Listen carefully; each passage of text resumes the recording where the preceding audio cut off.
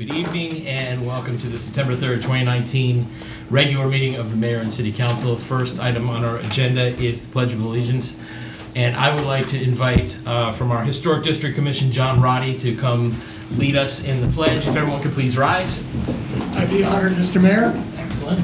I pledge allegiance to the flag of the United States of America and to the republic for which it stands, one nation, under God, indivisible, with liberty and justice for all.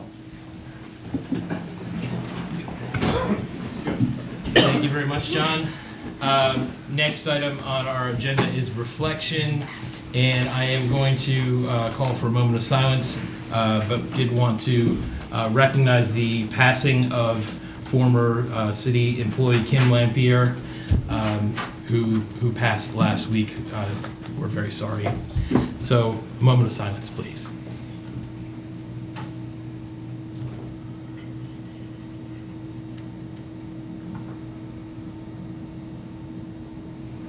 Thank you all very much. Next, we have approval of minutes, and tonight we have 5 sets of minutes to approve. So let's see. The first one is the regular session, Monday, April 1st. What is the pleasure of the council? Mr. Mayor, I move approval of the minutes for the regular meeting on Monday, April the 1st, 2019. Second. Abstain. Okay. I was going to get to that. Okay. All those in favor, please say aye. Aye. Any opposed? Okay, and one abstention. That carries 4-0 with one abstention, Councilmember Sales. Next, we have the minutes from the regular meeting on April 15th. What is the pleasure of the council? Mr. Mayor, I'll move the minutes from April 15th. Second. All those in favor, please say aye. Aye. Wait, do you want a second? You can, I'll second it. Oh, we're not going to second? I thought Rob. No, Rob Rob wasn't was there. absent. He was absent. Oh. Yeah, 3 members absent that night. Okay, then let the record show that I'll Ryan second has seconded it. Okay, all those in favor, please say aye. Aye. Aye. Okay. All those opposed say nay, and all those who abstain. Abstain. Okay, so that carries 2-0 with 3 abstentions. Council members Wu, Harris, and Sales. Next, we have the minutes from regular session on June 17th. What's the pleasure of the council? Mayor, I'd like to move approval for regular session minutes held on June 17th. Second. All those in favor, please say aye. Aye. Any opposed? Okay, carries 5-0. Next, we have the minutes from the work session on July 29th. What is the pleasure of the council? Mr. Mayor, I'll move the minutes from the work session on July 29th. Second. All those in favor, please say aye. Aye. Any opposed? Okay, carries 5-0. And last, the work session from August 12th. What is the pleasure of the council? Mayor, I'll move approval for work session minutes for August 12th. Second. All those in favor, please say aye. Aye. Aye. Any opposed?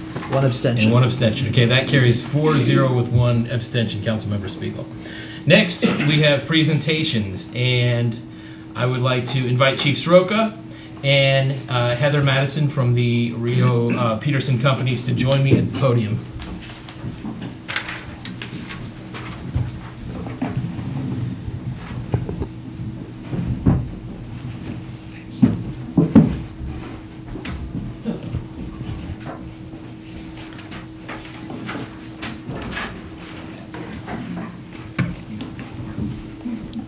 Okay, good evening. The Class A Commendation Life Saving Award may be presented to an officer when their actions go well above and beyond the realm of their normal duties that contributes to the safety of the community.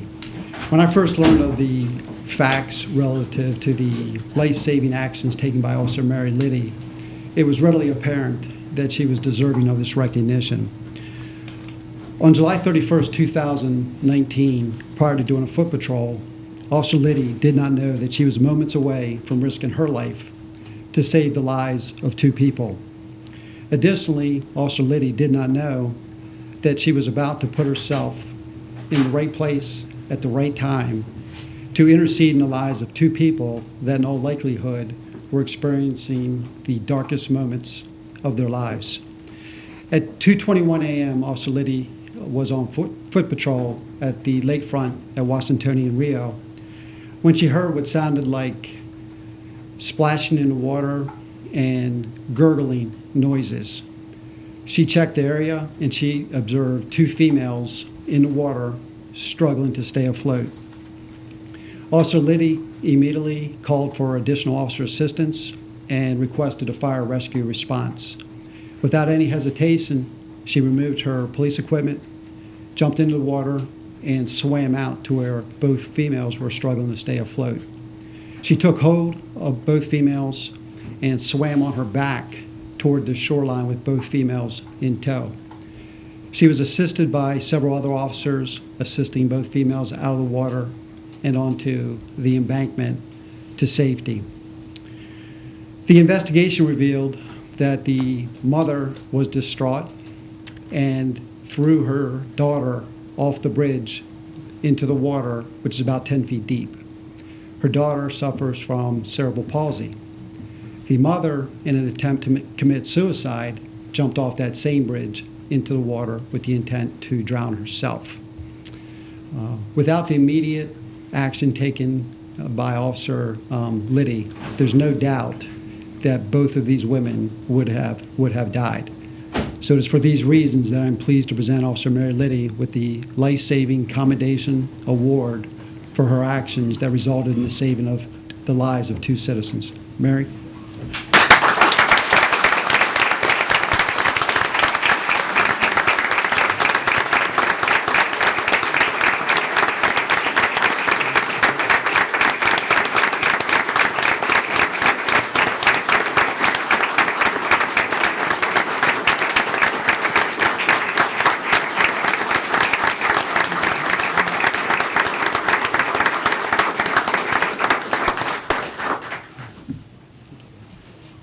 These are Officer Liddi's parents. Thank you.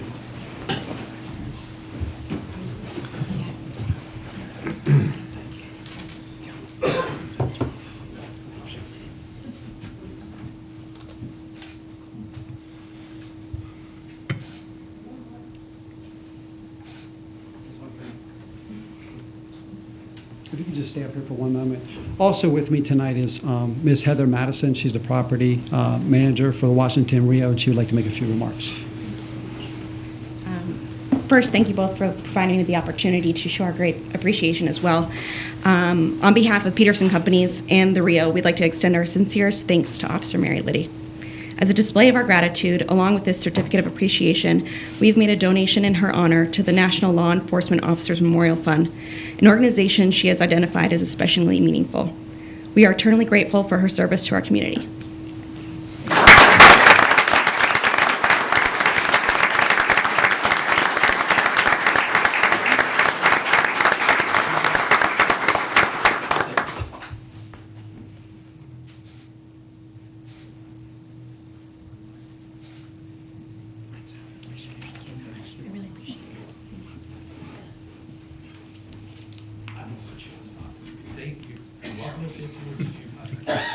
Okay.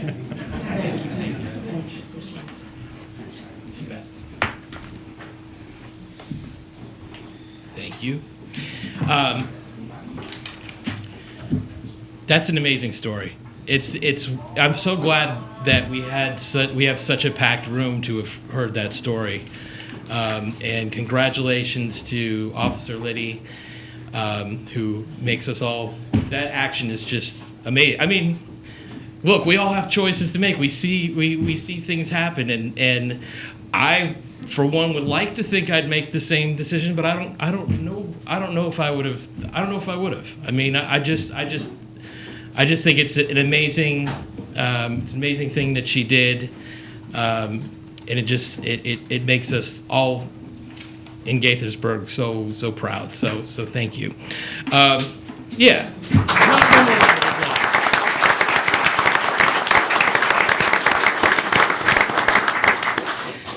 Okay, now I'd like to invite Sean Allen, evening counselor from Wells, and Alex, a resident at Wells Robertson House, to join me up here for our proclamation of Alcohol and Drug Addiction Recovery Month in the city. How are you? Okay, so do you want to read the...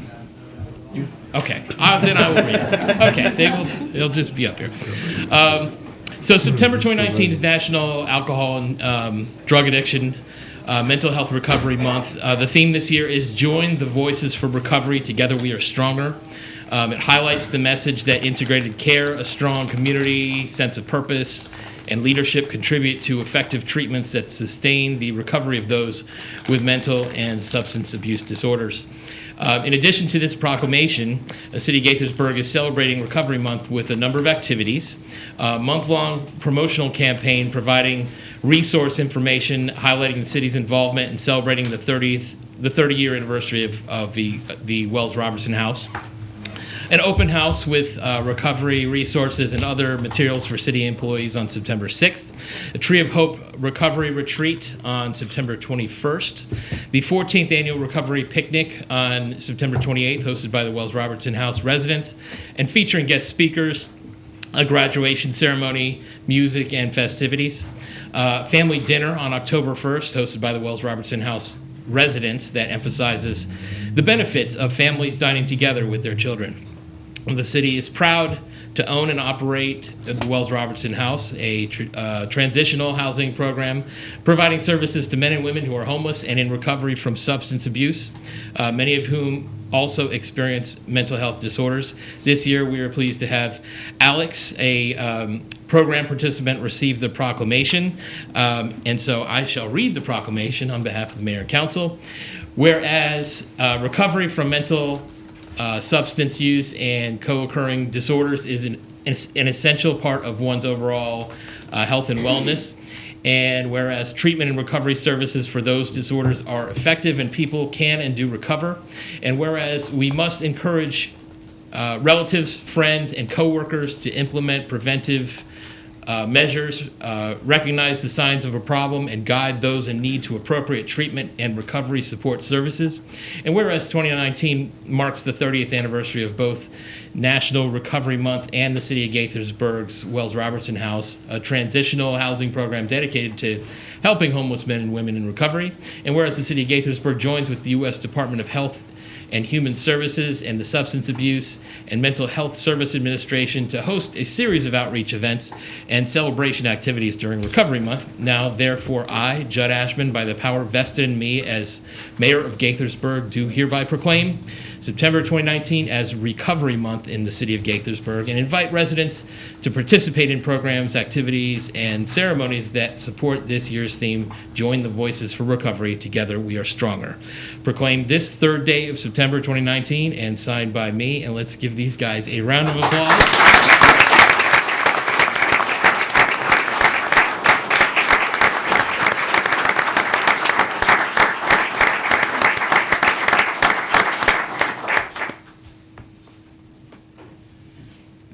Please. Well, I guess, I'm honored, I can say that, to be up here with you, Mayor, and everybody in the room, and the City of Gaithersburg accepting this. I'm filled with gratitude. I really am, and I'm very grateful for the City of Gaithersburg affording the Wells Robertson House and its longevity. I'm a retread there, so I have been there once before, and as some of you may know, it's a long road in recovery. Substance abuse, I battle with homelessness and mental illness myself, so along with the city support and the great support of Wells Robertson, I was given my life back. So I'd like to thank the city, thank you, Mayor, for affording Wells Robertson to continue all these years. It's a wonderful house for us to recover in. The amenities are great.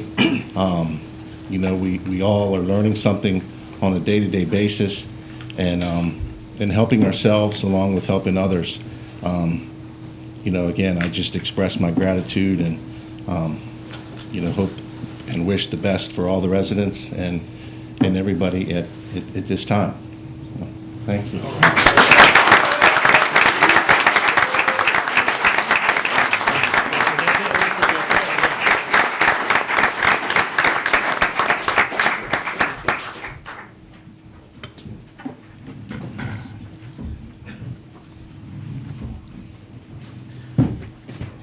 as these guys leave the room, I just want to commend Alex for his words this evening, and just note that it takes a tremendous amount of courage and perseverance and strength to go through recovery. And we're behind you. We're council and I are extremely proud of the Wells Robertson House, and rooting for your recovery and all of your colleagues' recoveries as well. So thank you very much. Next, we have public appearances, public comments, I should say. This is the time of the Mayor Council would like to hear from anybody who'd like to speak on any topic other than our public hearing tonight. So if you're here to speak about the request to remove the historic designation of 309 North Frederick, hold off on that because we will be having a public hearing next. But if you're here to speak on anything else, this is the time. We ask that you state your name and address or neighborhood for the record. Come on up, Clark. When you ask that you keep your comments to no more than 3 minutes. When your time's down to 30 seconds, the timer will beep and turn yellow. When it's up, it will beep and turn red. Please go right ahead. Hi, my name is Clark Day. I live at 26 Walker Avenue. And I just want to thank the city for their usual precision execution of the Labor Day parade. And I also want to say, Officer Liddi, she's the real deal. That's no nonsense. That's the Gaithersburg Police Department in action. I also want to give the police department another shout out for their diligence in settling down the traffic on Walker Avenue.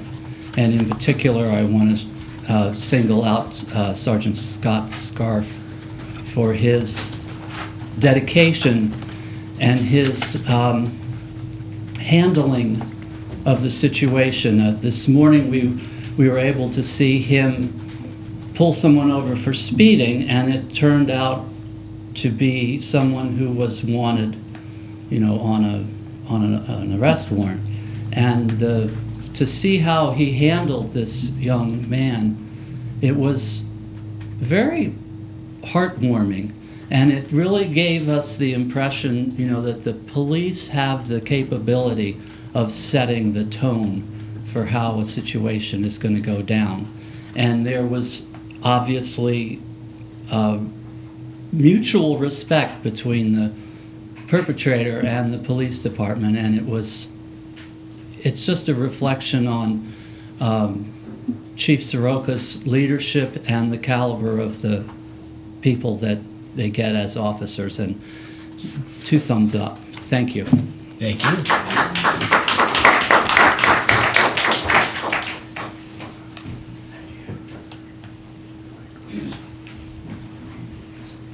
I'm Ed Richley at 14 Walker.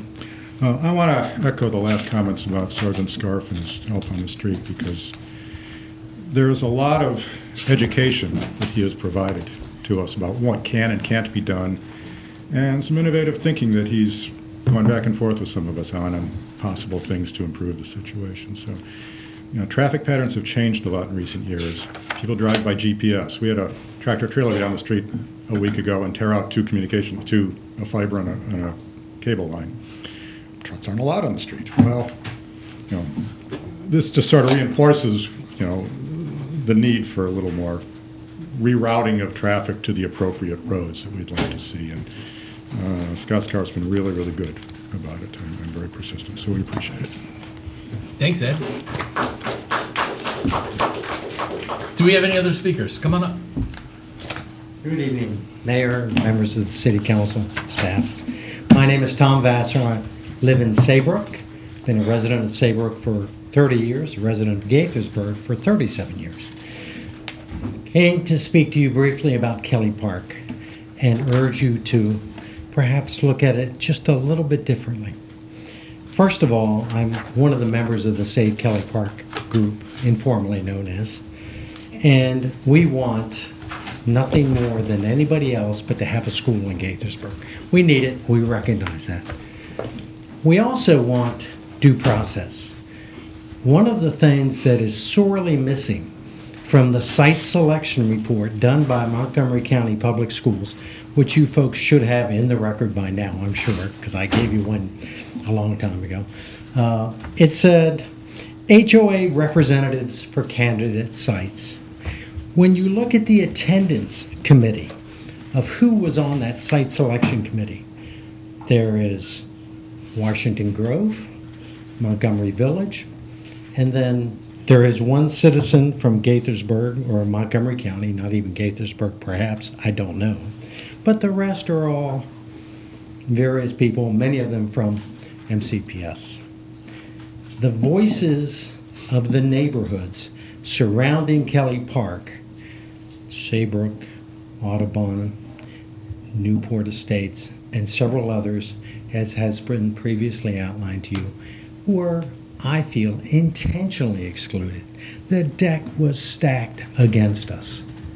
I'd ask you to look at that. We deserve the right to have a say in that site selection, and we were intentionally excluded. I would ask members of the council that when it comes time to vote, what you do, let me back up one step. This is not a zero-sum game. I believe this council has the power to tell MCPS, redo the site selection report. Include those neighborhoods because, one, it's in their regulations, and two, it's part of their principles. Principles they ignored in this site selection, I believe intentionally. I believe it's within your power when you take this vote to tell MCPS, redo the site selection. But this time, give it a fair shot. Include all of the communities and be objective because as has been previously pointed out, the methodology they used for the site selection was not objectively done. So please go back to them and tell them to redo it.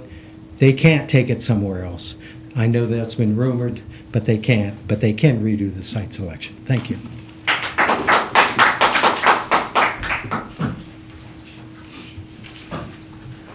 I'm Beth Junium from the community of Saybrook. I want to follow up with what Tom just said. We met with the county executive, and around that table were about 20 of his staff. The site selection and how it was handled was brought up. All the people at the far end of the table that worked for the county executive said, didn't you know that's how the Montgomery County Public School people roll? That's how they do it. They exclude people from the site selection they think may object. So they focused in on the park. That was a done deal. The site selection was just an exercise, I believe. But I think that they're known for doing this throughout the county. And they've done it to other communities, and they just did it not too long ago in Olney and excluded the people that should be a part of the site selection. Dave Humpton, I don't know why he was on the committee. I found that strange. But that's done. I want to applaud all the people here tonight. This was a real upbeat meeting. I don't want to bring you down, but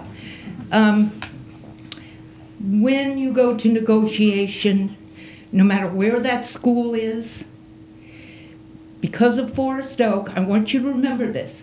Forest Oak was a school that the communities and Saybrook children were told they could attend. And before the doors opened, MCPS said, oh, we've changed our minds. Your children can't go there. I want you to remember that. You probably know that already. But it's going to happen again. Trust me. Now, let's go back down to the field. So far, they're taking the basketball court, the tennis court. They're going to do a soccer field. But, number one, at the schematic meetings, they don't talk about walkable schools anymore. They talk about where the buses are going to come in and where they're going to go. And they talk about portable classrooms. I'm telling you, I will bet, I would take everybody up there out to lunch, because when they dig that first bit of dirt out of that park, if they do, that school will already be overcrowded. And they've already said the soccer field goes for the portable classrooms. Now, you all didn't go to the schematic meetings. I requested that a council person be there just to observe. We were not permitted, every question we asked, they said, no, you've got to ask the council people that question. So it really was just an exercise in fertility. We did see what the school would look like. Now, quickly, the real estate values. I did a lot of research after the last meeting when you asked the MCPS people, will we lose our property values? I want you to know that open space behind a house that backs a house, the property values will go up. With the school that the children can't go to, I want you to do some homework. Thank you, Beth. Yeah. Any other speakers? Come on up, please. Good evening. Good evening. Thank you, Dave. Thank you, the council members. My name is Mamadou. I live in West Deer Park. I'm here this evening to say thank you very much for the pavement in West Deer Park. And however, I have a question. 2 months ago, there was some worker working down there changing the sidewalk for 2 months. And 3 weeks ago, so I was passing by, I saw some worker with a yellow jacket. I assume that's the worker from our city. I turn around, I come back, I ask them, is not the same place 2 months ago some people was here working, doing the same job you guys doing? He said yes. But if you guys can do the job today, why those people that was giving them a contract to do the same job you guys doing the same thing? So that's the reason I'm here this evening, to ask if our home worker can do the sidewalk, and why not let them do it rather to give a contract to somebody else, and 2 months later our home city worker can come and do the same work? That was my question. Okay. Thank you. We'll have to do a little digging to find out exactly what happened there. Tony, if you want to just ask Michael. Yeah, I can ask Michael. Let's see what we can find out. Understanding the question is that a different party did the street versus the sidewalk? Is that what I'm hearing? Or, Mama, will you come back up for a second here? Yeah, I mean. Wait till you're at the mic. Yeah. So, the question was, it's good to do the work, but when the job has been done twice, first by one contractor, the second right. by our own city worker, that's what I was asking. I asked the gentleman. So you're saying our guys came and did a sidewalk, and then you saw contractors a couple months later? They did last, and the contractor was there. Contractors first, and then our guys came a couple months after. I asked them, I mean, it's not the same. Well, say we ask us. And what street was this West on? Deer Park. On West Deer Park. Yeah. Okay, we'll try to find out. Thank you. Okay. Do we have any other speakers this evening? We will have our public hearing. So if you're here to speak about 309, we're about to do the public hearing right now. Okay, I'd like to invite the Planning Commission and our Historic District Commission to come up and join us for a joint public hearing. Remember the last time we had a joint hearing with all three bodies? Yeah, This the first time. This is like the first time we get more water. You might want to explain that.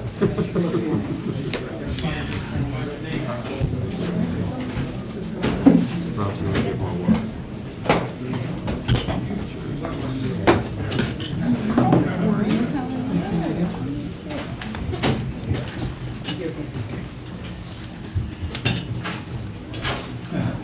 Can we just sit in Rob's seat? Thank you. He went to get more water.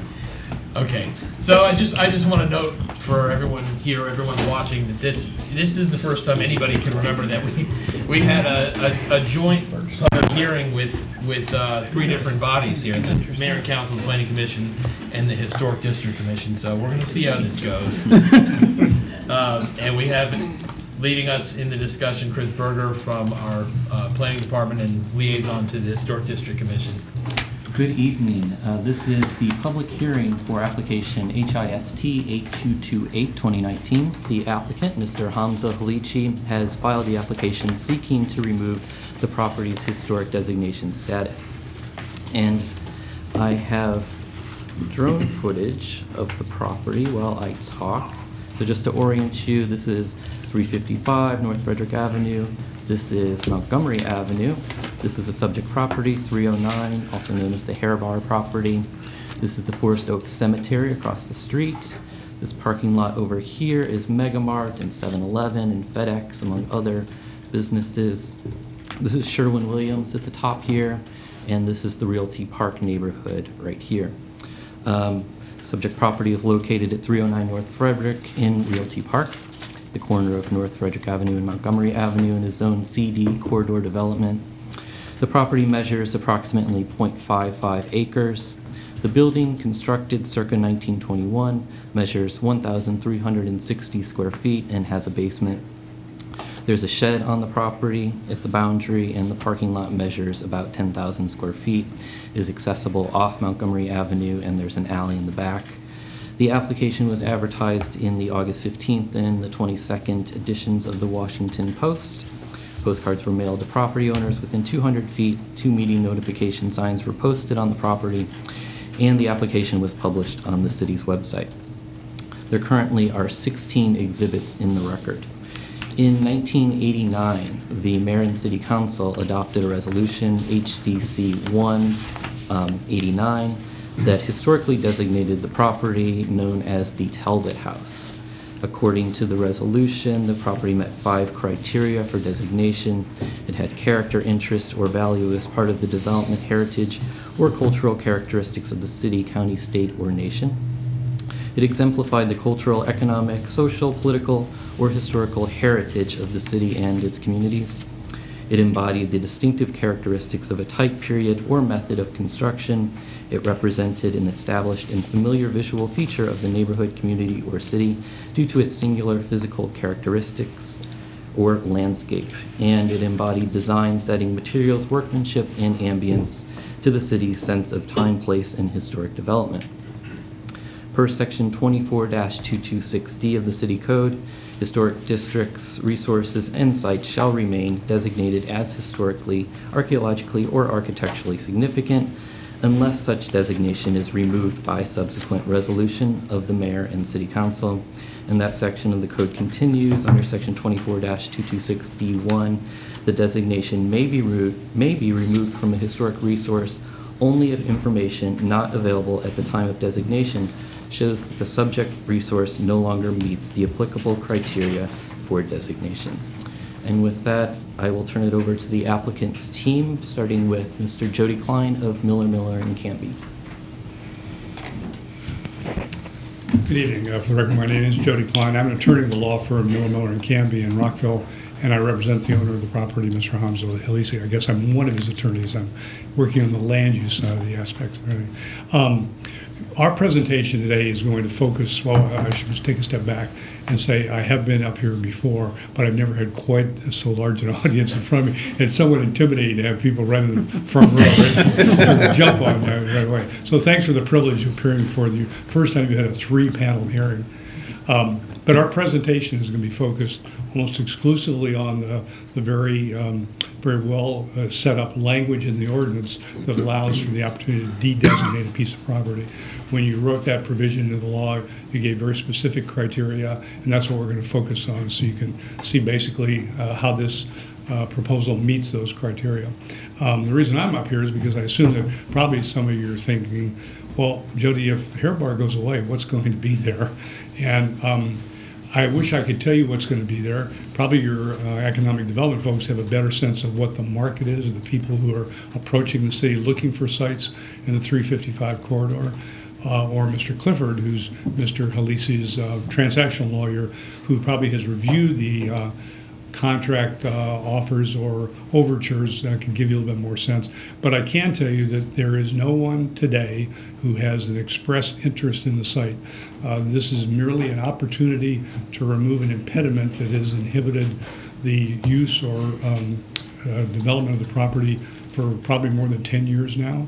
And it's an opportunity to, I'll say, wipe the slate clean, basically give an opportunity for commercial development in this location to maybe get a little jump start in the 355 corridor without, as I think you'll hear when you hear from Ms. Karanda, without any negative effect on the integrity of the historic character of the city, and also an opportunity to let Mr. Halisi kind of wrap up his long-standing career in the city and move on to something else.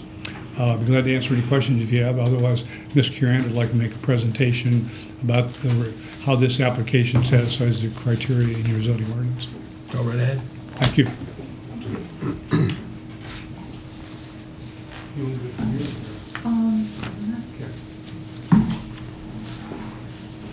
This seems more cozy.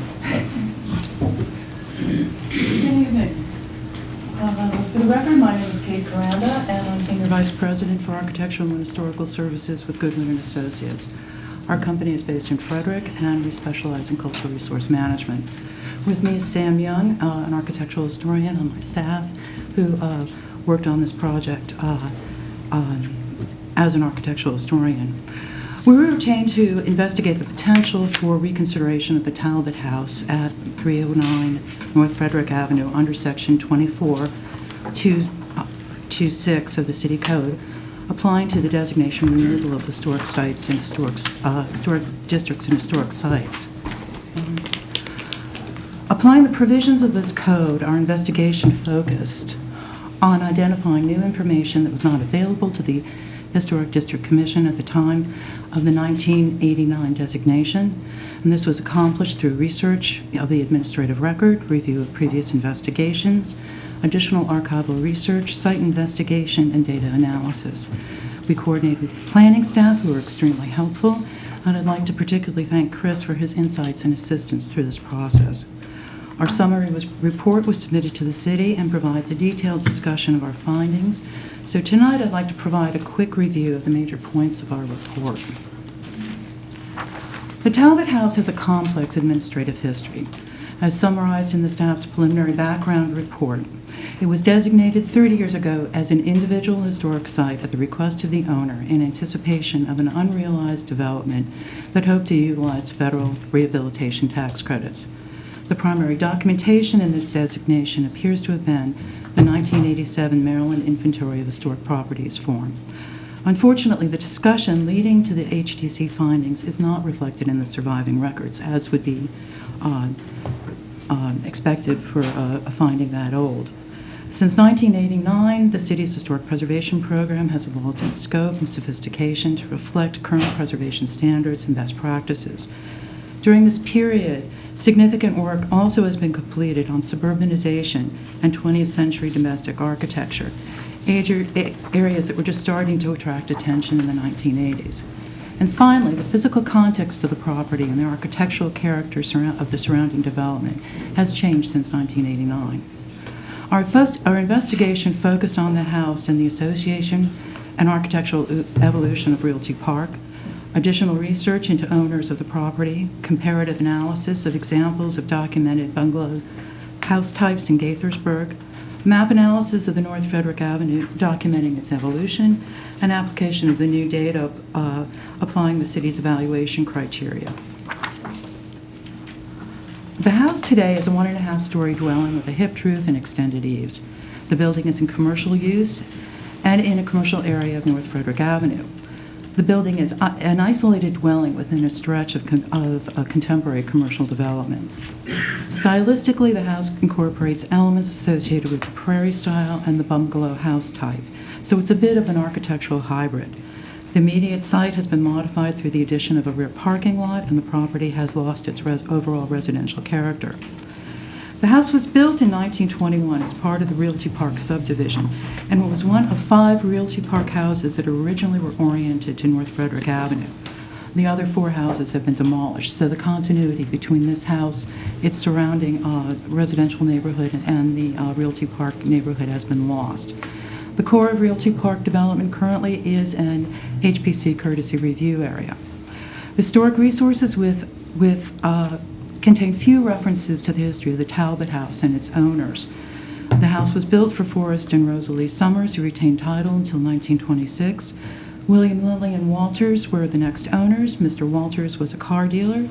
The house was lost in a mortgage foreclosure in 1932, and the Talbots acquired the house at this time. Mr. Talbot was a 30-year employee of the IRS.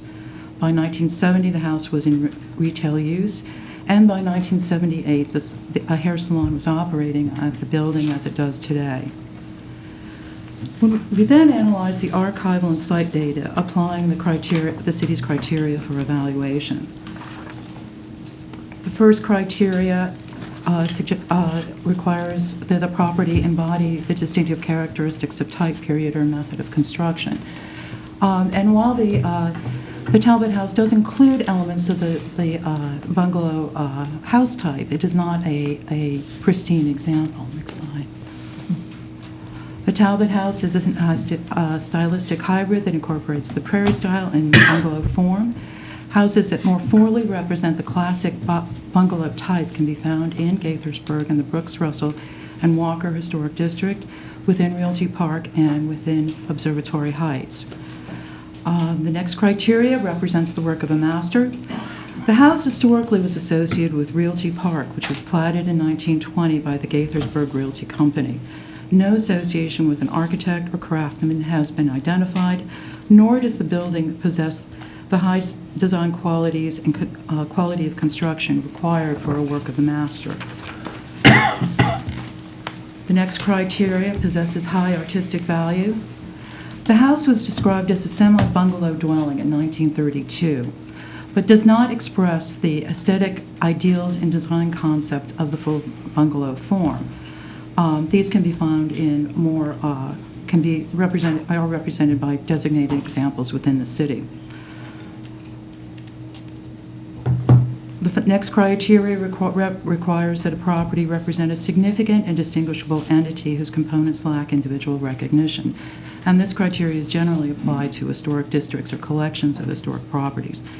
And while this house historically had associations with Realty Park, those associations have in large part been lost through demolition and changes in use in the immediate vicinity. Criterion 5 requires that a property represent an established and familiar visual feature of Route 335 due to its singular physical characteristics. Now, this section of North Frederick Avenue has undergone the transition from residential to commercial at a breakneck speed over the last 30 years, and its character has significantly changed. While recognizable as a 1920s dwelling converted to commercial use, the historic context for understanding the Talbot House as part of a residential neighborhood has been lost. So in a way, as an isolated outrigger, it now presents a false interpretation of history and how that it was associated with the larger development. Criterion 6 requires that a property embody the design, setting, materials, workmanship, and ambience of a city's sense of time, place, and historical development. And as noted, demolition, contemporary commercial design, changes in use, and site modification have compromised the dwelling's ability to convey its history as part of the 1920s residential heritage and development of the city. And these are some of those changes that have been undertaken over time. Okay, finally. In conclusion, while the Talbot House occupies its original parcel and is recognized as a 1920s dwelling converted to commercial use, our investigation identified that new information related to its historic and current context argues for its reconsideration as an individual historic site. The house neither possessed the high artistic nor design quality required for consideration as a work of a master. Its semi-bungalow form does not fully represent the bungalow building type, and examples of more fully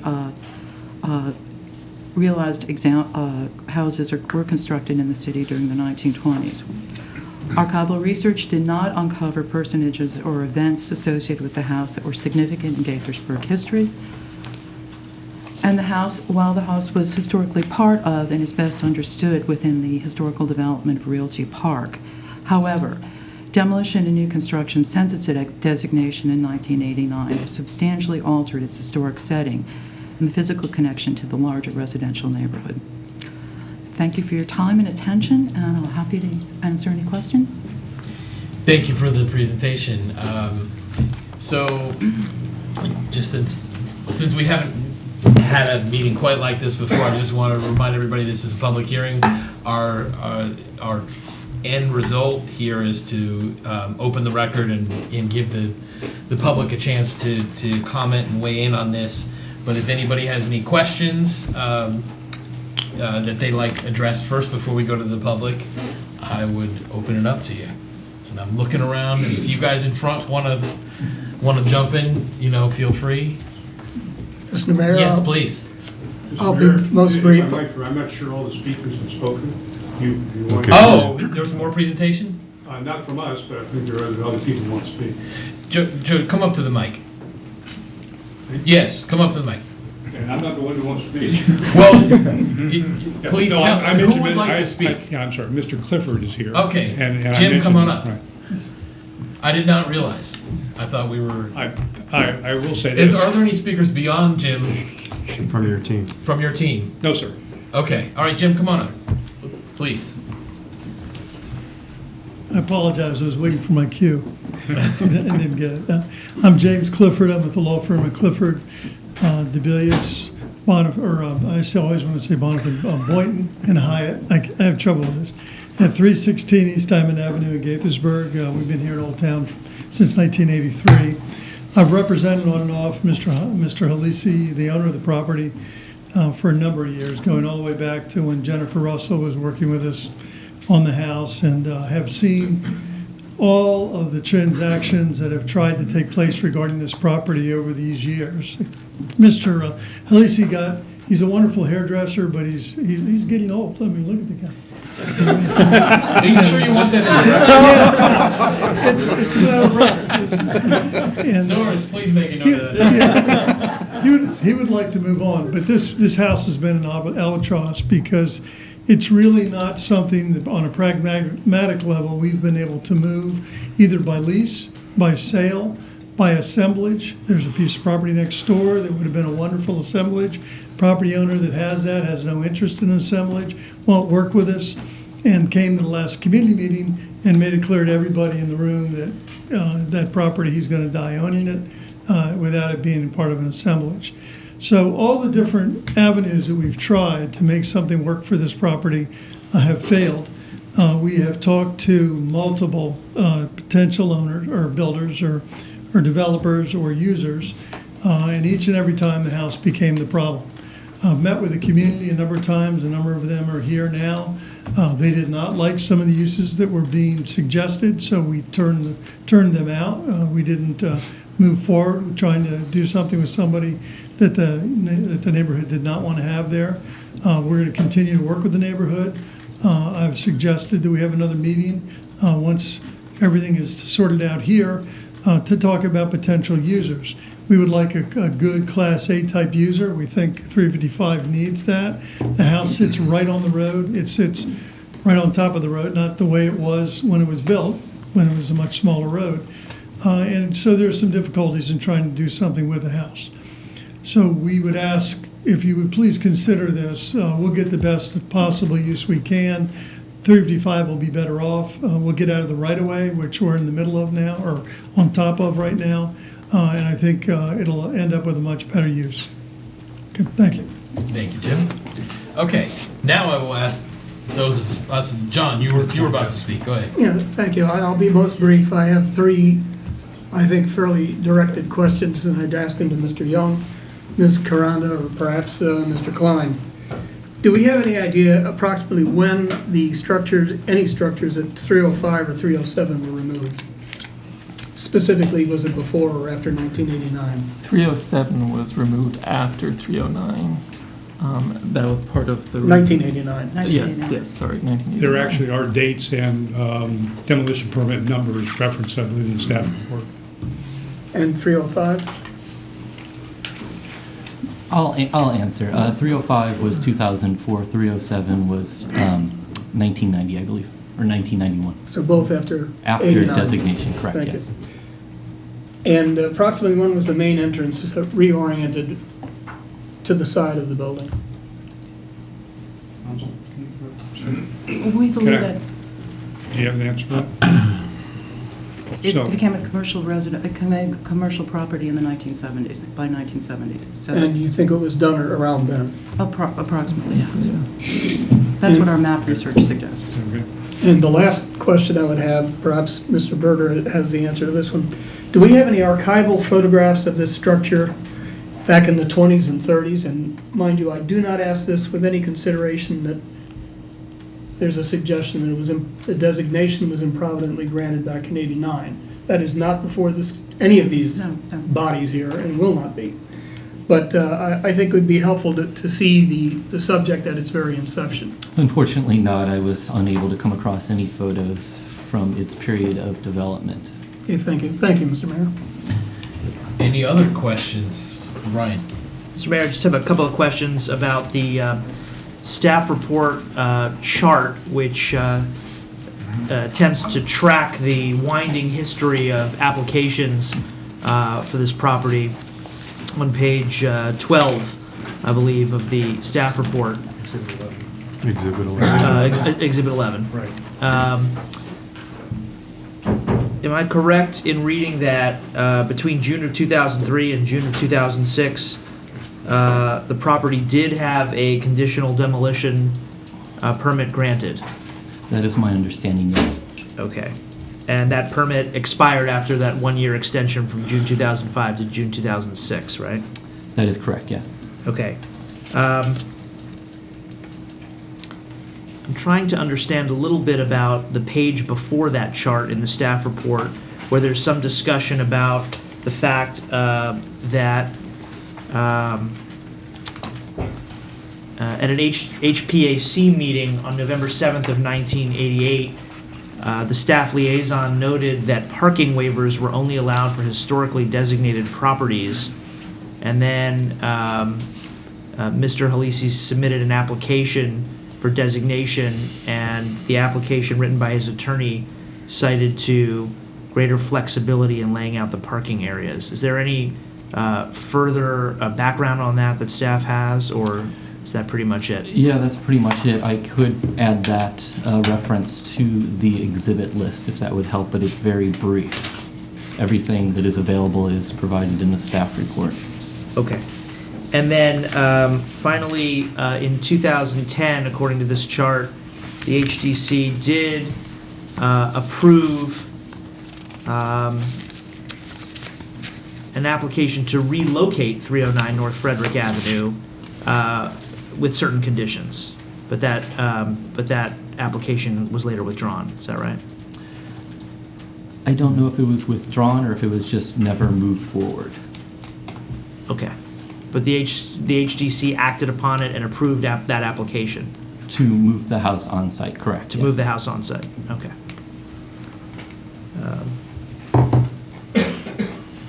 Okay. That all you got? That's all I have for now, thank you. Okay. I just have one question, and it references, it really goes back to the original reasons that the project was designated in the first place. From what I understand, the applicant, based on what Ryan just said, was for having it because of the parking. And I do understand that the HDC at the time did approve it, but is there anything on record, let's say audio or even written, as to the deliberations of that approval? Because I'm curious to know, is there anything that anybody saw that was critical to them for its designation? I reviewed the minutes from the subject meeting, and it did not go into any detail, unfortunately. Okay, thank you so much. You want to follow up, Brian? I did. I don't know if this is a question for staff or someone else, but if a property owner takes advantage of certain historic property tax credits or other financial benefits of the status of a historic property, and then later that status is removed, what happens to the tax benefit or the financial benefit that was gained during the time that it was historic? That is a good question. It's never come up. I could check with the county finance department. It was from my understanding in 1991 on the chart that $73,878 in improvements were completed and the owner applied for a 10% tax credit. I don't know if he actually received that tax credit. I think Jody Klein wants to speak to this point. I'm not sure. I don't have an answer to the question, but we know that there is an answer, and it's just going to take us to do some research. I'll just say that Mr. Clifford tells me there was not much of a tax benefit that was ever achieved, but we'll get that information while the record's going to be open. We'll submit it to the city so you know what was the quantum and what was the effect of all that. Appreciate it. Thank you. Yeah, that actually, Ryan asked the same questions I was going to ask as well, and I was just curious as to the sum total of those credits over the period of time since the designation to now, because it's still considered it still has the designation. Correct. And it's still eligible for credit, that is including on repairs and improvements. I did reach out to the county finance department to see if they had any records on tax credits it has accumulated in its lifetime, and unfortunately they don't keep those records. They do have digital records that go back 10 years, but that's as far as they go. Okay. And I can say they have not received any tax credits within the past 10 years. And then to go back to the fact that a demolition permit was actually granted and extended for a year, was there a particular reason related to the use of the zoning or uses that was a deciding factor in not moving forward with the demolition? I mean, it was there for 3 years. From what I understand, the demolition was contingent on providing a plan, a redevelopment plan for the property, which was never submitted, so that's why it expired. Any other questions before we go to the public? Yeah, I've got. Go right ahead, Phil. I've got a couple. Yep. Chris, the demolition permits for 305 and 307 were approved in the 2000s. I'm assuming there was a finding of fact by the HDC that they were, even though they were likely over 50 years old, that there was no historical significance for the neighboring properties. Is there a record of the decision point on those, just as a frame of reference for what we're talking about now? For 307, I believe there is. I'm not sure about 305. I can look into that and provide that information if it is available. Yeah, I mean, it would just be, since obviously we're looking over a long period of time here, and in recent memory, the HDC looked at demolition for a neighboring property and said, yeah, if there's nothing significant here, go ahead and demolish it. It'd be interesting or valuable for reference to understand that. For 305, it was a post-World War II development, so there is the possibility that it wasn't 50 years old and therefore did not have to go to the HDC for its demolition permit. Okay. I guess my only other question, and I have a feeling I know the answer, but I'm going to ask it anyway.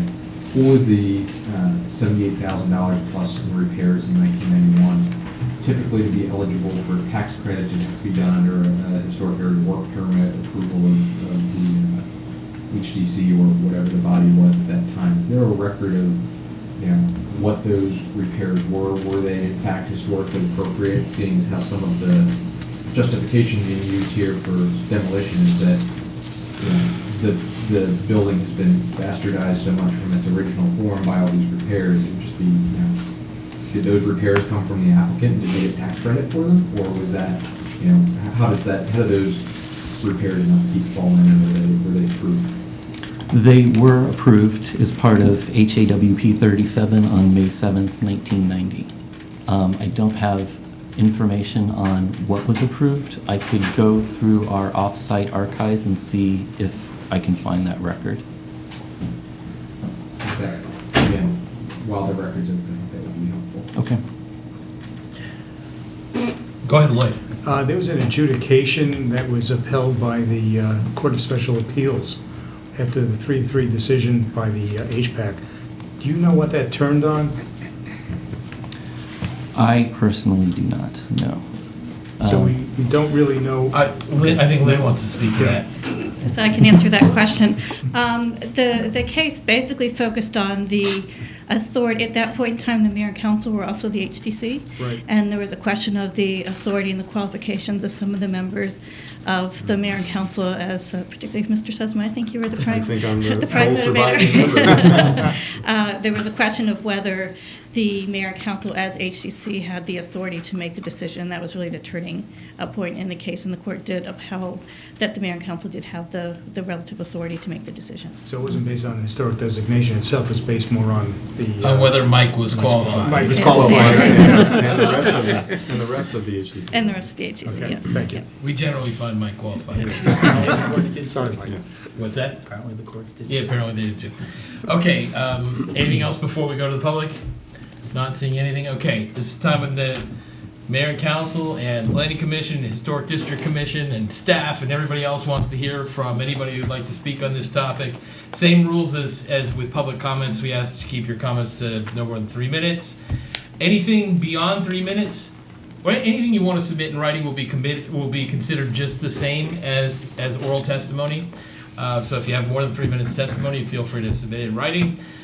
State your name and address or neighborhood for the record. Who'd like to come speak first? Come on up. And anybody else, please feel free to line up. Hello, I'm Efe Alisi. I'm Hamza Halisi's son. Been working with him through this over the past few years, just providing any sort of help I can, whenever I can. On a practical standpoint, I'm in commercial construction, and I've introduced multiple commercial brokers to my father. We've walked the site multiple times. On a practical standpoint, it's not buildable. You can't develop that property given where the location of the house is, and we can't find potential suitors to provide plans and go through the whole process with the designation of being historical. Now, granted, that has nothing to do with the property itself being designated as historical, but I'm just trying to communicate from our end where this gap is coming towards, where we can't move forward. On a second point, there was that litigation that was brought up earlier. I personally want to apologize, both from myself and from my father. That was not his idea, okay? And when I found out about it, granted, when it happened, I was very young. I didn't know what it was about, but when I heard about it, I turned my head like a confused puppy dog, like, what?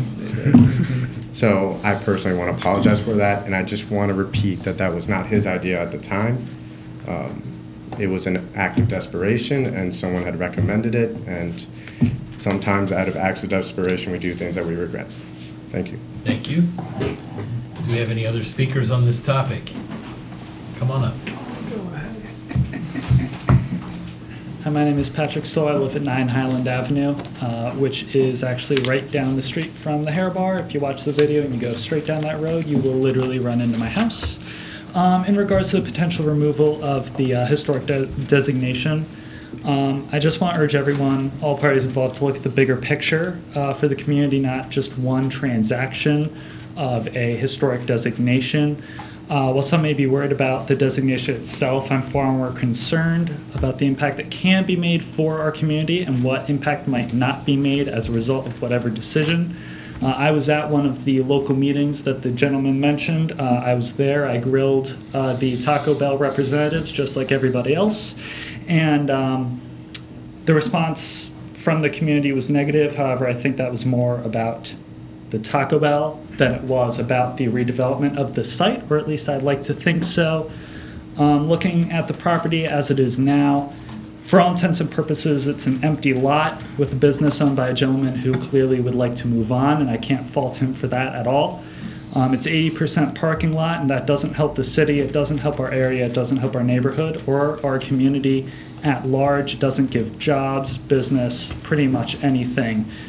Whether that involves a designation or not, what we have to do is do what will improve the quality of our community and our neighborhood. And as someone who is on the end of that street, I can personally attest to what it does for the community, which right now is not a whole lot. And that's not trying to take a shot at anything. It just doesn't really do much right now as it stands. What's best for the community and for that lot in particular, which can only be called prime real estate on the side of 355, is a new owner or a new tenant leading to another business in our city. That benefits a lot of people, something that can boost the business that comes into the spot, provide jobs, and frankly, improve the sight lines and the aesthetic of that route along 355, which frankly the Taco Bell representatives had down to a T except for the traffic concerns. And they I noticed they are not here tonight. Where we currently stand, thanks for the laugh. Where we currently stand is a standstill with an owner who clearly wants to sell and wants to move on, and potential buyers who see too much to deal with to make it worth their while, which we were told as a community. I urge you to think of that block with something useful or fun, something that can benefit the community and improve the area that we all live in, all of us here. If a small business was able to buy that spot, imagine what they could do in terms of that location on 355 and the sight lines that it would help with, the growth of the town, the quality of the neighborhood. The worst case scenario is to stand unused as it is. Think about the possibilities rather than retention of a designation. Thank you. Thank you. Next speaker. Good evening. My name is Will Osborne. I live at 4 Maryland Avenue. My house is visible in the drone footage that was taken before. I wanted to speak to the point that I'm concerned about the trend here. I was unable to find out how many times a historic designation has been lifted before. I don't know if someone happens to know. Never happened. So our first attempt at this is going to be Mr. Halisi owns the property, decides that it would be to his financial benefit to declare it as historical, gets that done, then also, as my understanding, owns 307, decides to demolish 307, at which point they would have had to have had a historical proceeding for that one because that house was old enough, and then is now coming to the city realizing that he can't maintain the property for which he's responsible for maintaining to historical quality, right? And wants to remove it so that he can then sell it more readily to more people. I don't think that's the ideal first go through removing a historical designation. I don't know this. I've only lived here for 10 years, so I don't know the whole history of all the properties around it, as well as a lot of the people in this room do. But that makes me nervous when it's that easy to have the historical protection lifted.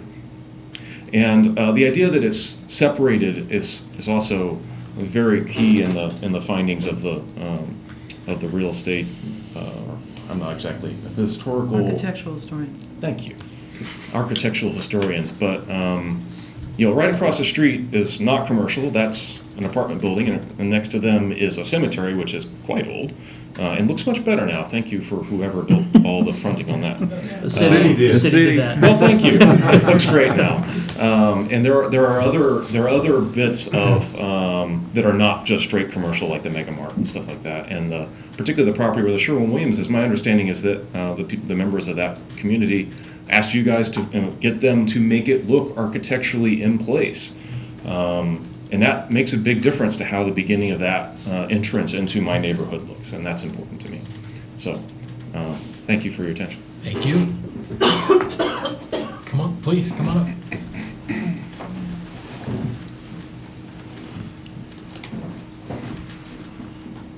Judy Christensen, I live on Walker Avenue. I'm a trained architectural historian. I was the preservation planner for the city of Rockville for many years, and have also done a lot of work in Gaithersburg. And I'm here really representing MPI, Montgomery Preservation, Inc., because I think we really need to stop and think about what we're doing when we have a first removal of a designation. I was around when that property was designated. I probably wrote the history. I've updated it quite a bit since then.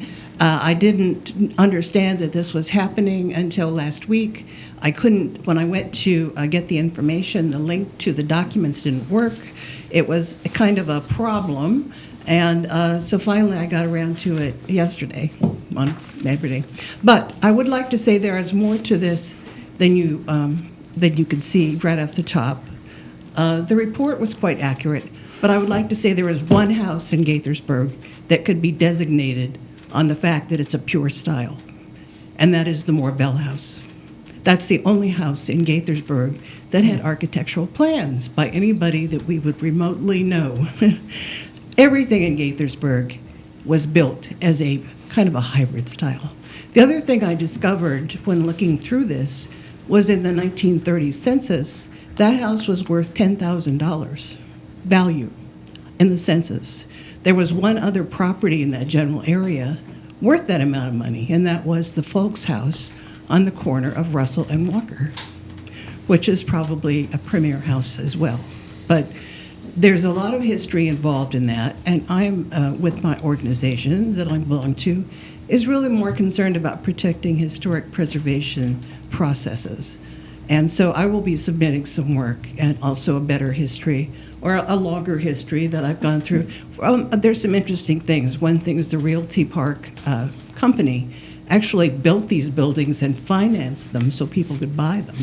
And that, as far as I know, that's the first time that happened in Gaithersburg.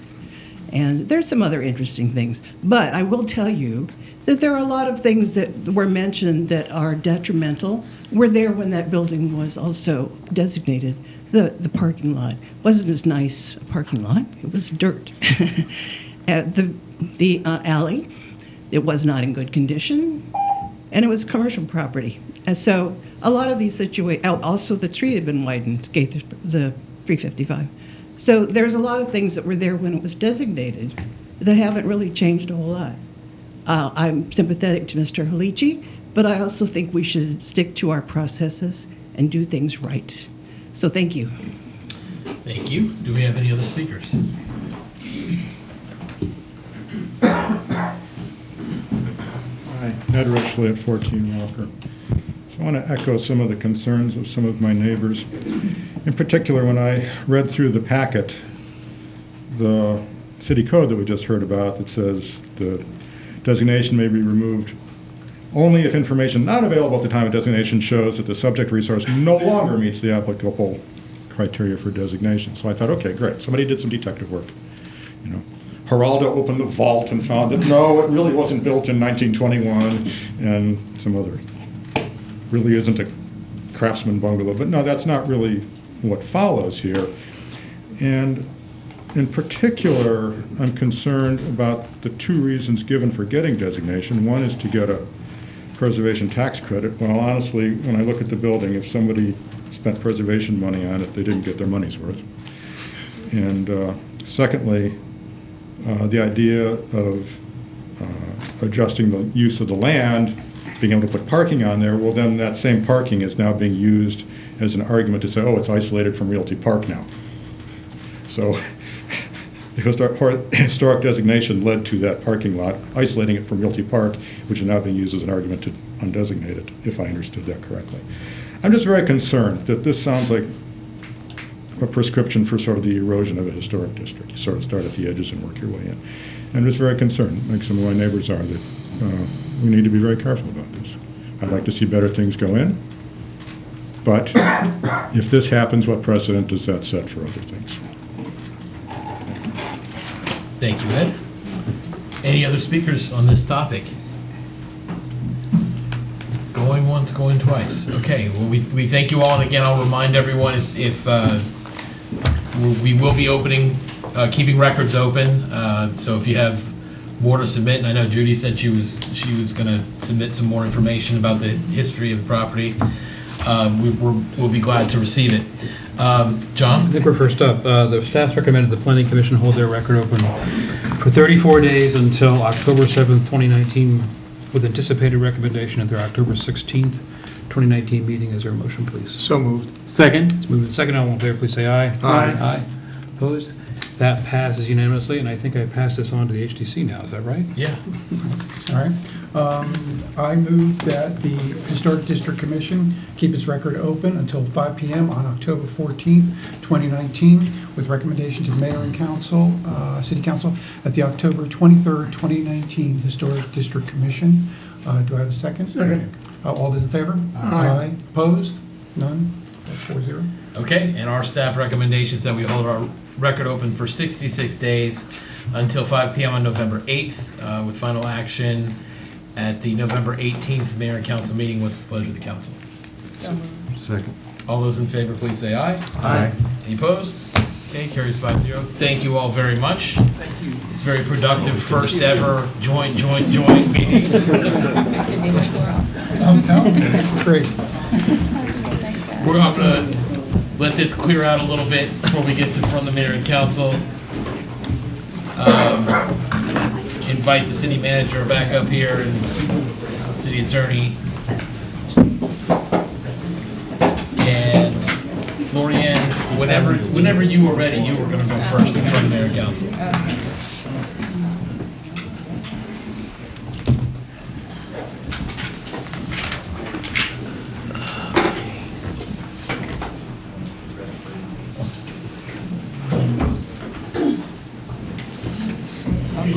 Go right ahead. All right. So I just want to thank again Officer Mary Liddi for her well-deserved life-saving award. That call to action was just incredible. When I read the story, I felt like I was reading a Lifetime movie. So I'm really excited. I'm really appreciative of her work and proud to have her as a member of the Gaithersburg Police Department. The first Montgomery International Film Festival was held last week.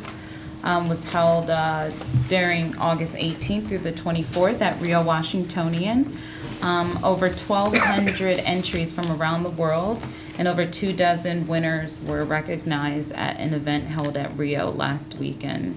And I joined a few of my colleagues, Senator Susan Lee and Delegate Lily Chee. So we hope that we can have them here again and hope that we can work with them to better advertise their efforts in the future.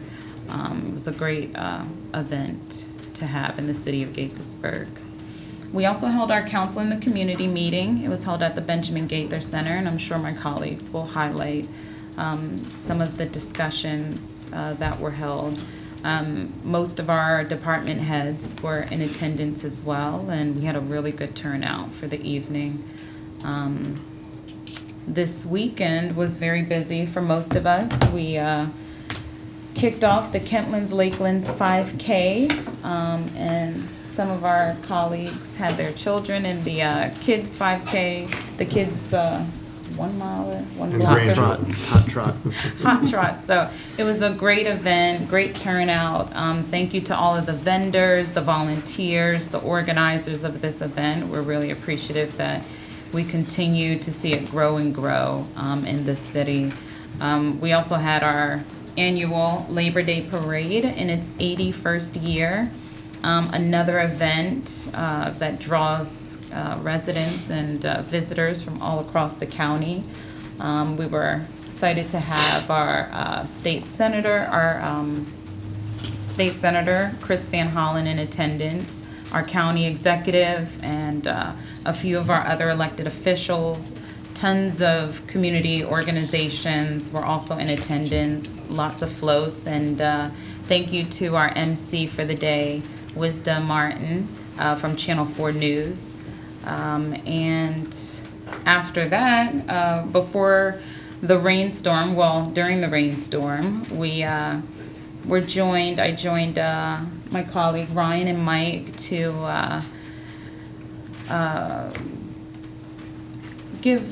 sign a symbol of appreciation to Rabbi Jacob Blumenthal.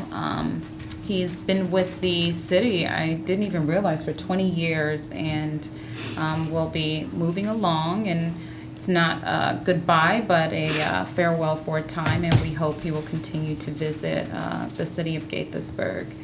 And last but not least, congratulations to Alex. I know the road to recovery is long, but it is a public health issue, and I'm glad that the city continues to support those all across the continuum of recovery. It's a lifelong battle, and wish our current participants in the Wells Robertson House and those that have graduated well as they continue the road to recovery.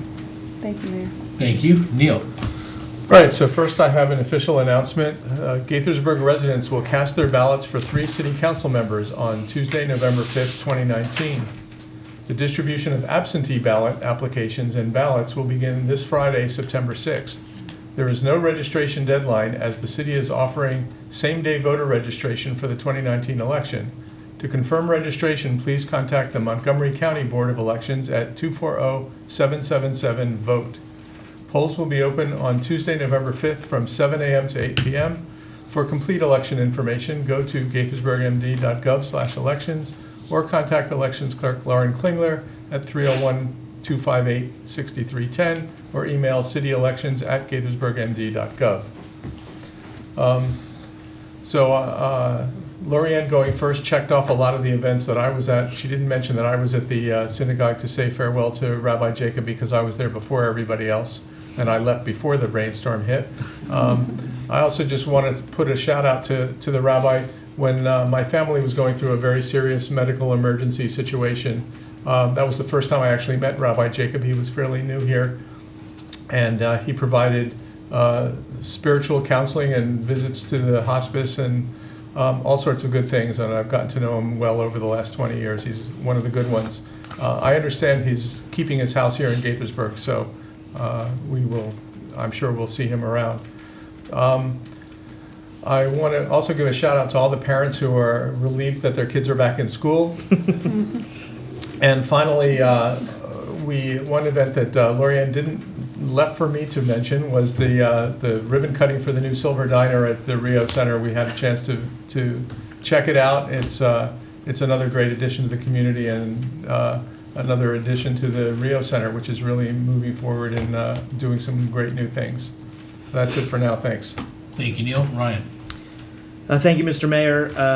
I too was at most of the events already mentioned, so don't want to beat a dead horse, but I do just want to say it was a special pleasure to present a proclamation to Rabbi Jacob at the event yesterday. I'm a member of that congregation, and he's been my rabbi and teacher and spiritual advisor and friend for many years. And for those who don't know, after 20 plus years as the rabbi of the Sha'arei Torah congregation in Gaithersburg, he's moving on to become the chief executive of the International Rabbinical Assembly, which is the sort of governing body for all the rabbis of conservative Judaism around the world. It's a really big deal, and it's something that we're really proud of to say that our rabbi in Gaithersburg is taking on this role, and he's going to do, I'm sure, great things from that high perch. But yes, we are happy that, at least for now, it seems like his family is going to still stay connected to Gaithersburg and be around. But we wish him well, and it was a really lovely event with hundreds and hundreds of people from the community out to show their love for him. The 5K, the parade, the other events were already mentioned, and I echo what's already been said by my colleagues about how wonderful they all were. I did also want to mention the annual Walker Avenue community picnic event, which happens right after the Labor Day parade, with some little bit of support from the city, which we're happy to provide. Was also held on Monday. Mike and I were able to attend, and it's always a lovely event. Many of the residents of Walker Avenue who we saw there were actually here tonight earlier at our meeting. Unfortunately, I think or fortunately for them perhaps, they've gone home. But I just wanted to thank them for being gracious hosts. That's always a lovely community event as well. And then finally, I wanted to mention that in my role as president of the statewide Maryland Municipal League, I'm going to be hosting a meeting of the board of directors of the league next week here in Gaithersburg, and I think it'll be a great opportunity to showcase our city to mayors and council members and municipal officials from around the state while getting some important work done to advance our legislative agenda and our other goals and share good ideas with other cities and towns from around the state. I know Lorianne is also going to be hosting her National League of Cities committee that she chairs, I guess, this week. This week. Yeah. So we've got a lot going on in Gaithersburg coming up in the next few weeks, and a good opportunity to really show off all the wonderful things about our city to statewide and nationwide municipal officials. So we look forward to reporting back to you after those meetings have occurred. That's all I've got this evening. Thank you. Thank you, Ryan. Mike.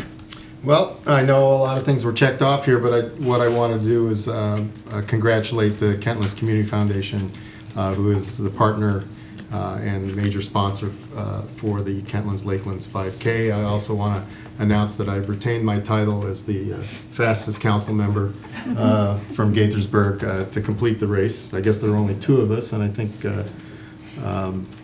so it was good. And it was also nice to have the occasion of the first race or a little run or trot for my granddaughter. This is her first Kentlands Lakelands 5K fun run, etc. So that was great. Again, thank you to all of the volunteers, the our partner, the Community Foundation, the Kentland Citizen Assembly, Lakeland Citizens Association.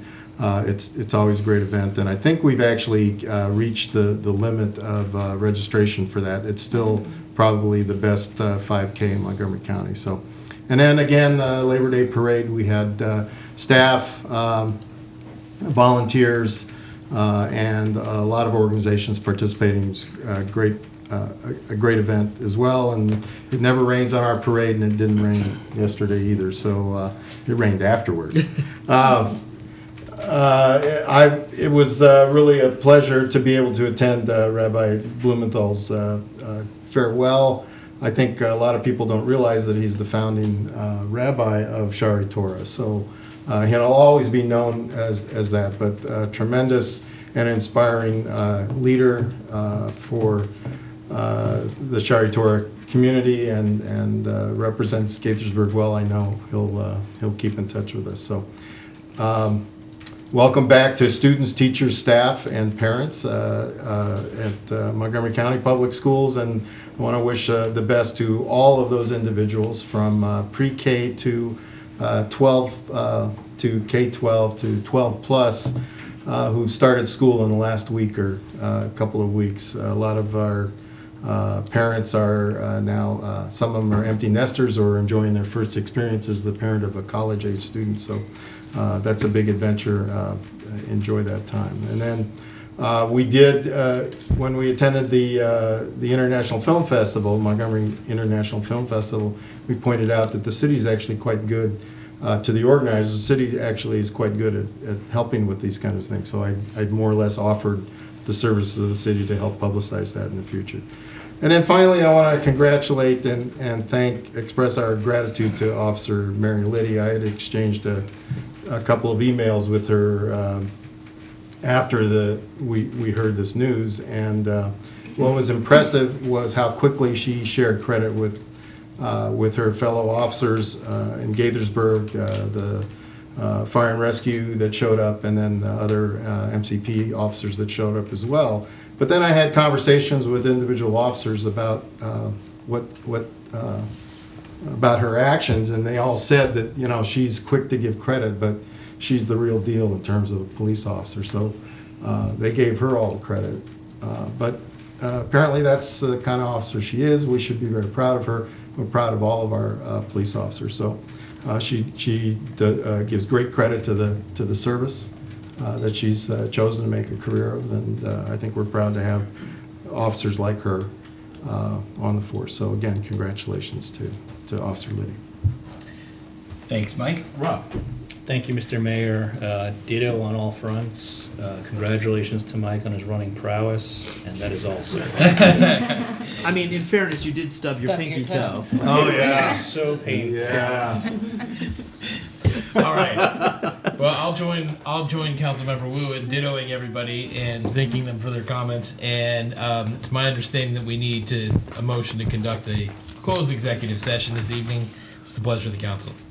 Mr. Mayor, I'll move that the mayor and city council of the city of Gaithersburg conduct a closed executive session tonight, Tuesday, September 3rd, 2019, immediately following this session pursuant to the general provisions article of the Annotated Code of Maryland, sections 3-305B4, to consider a matter that concerns the proposal for a business or industrial organization to locate, expand, or remain in the state.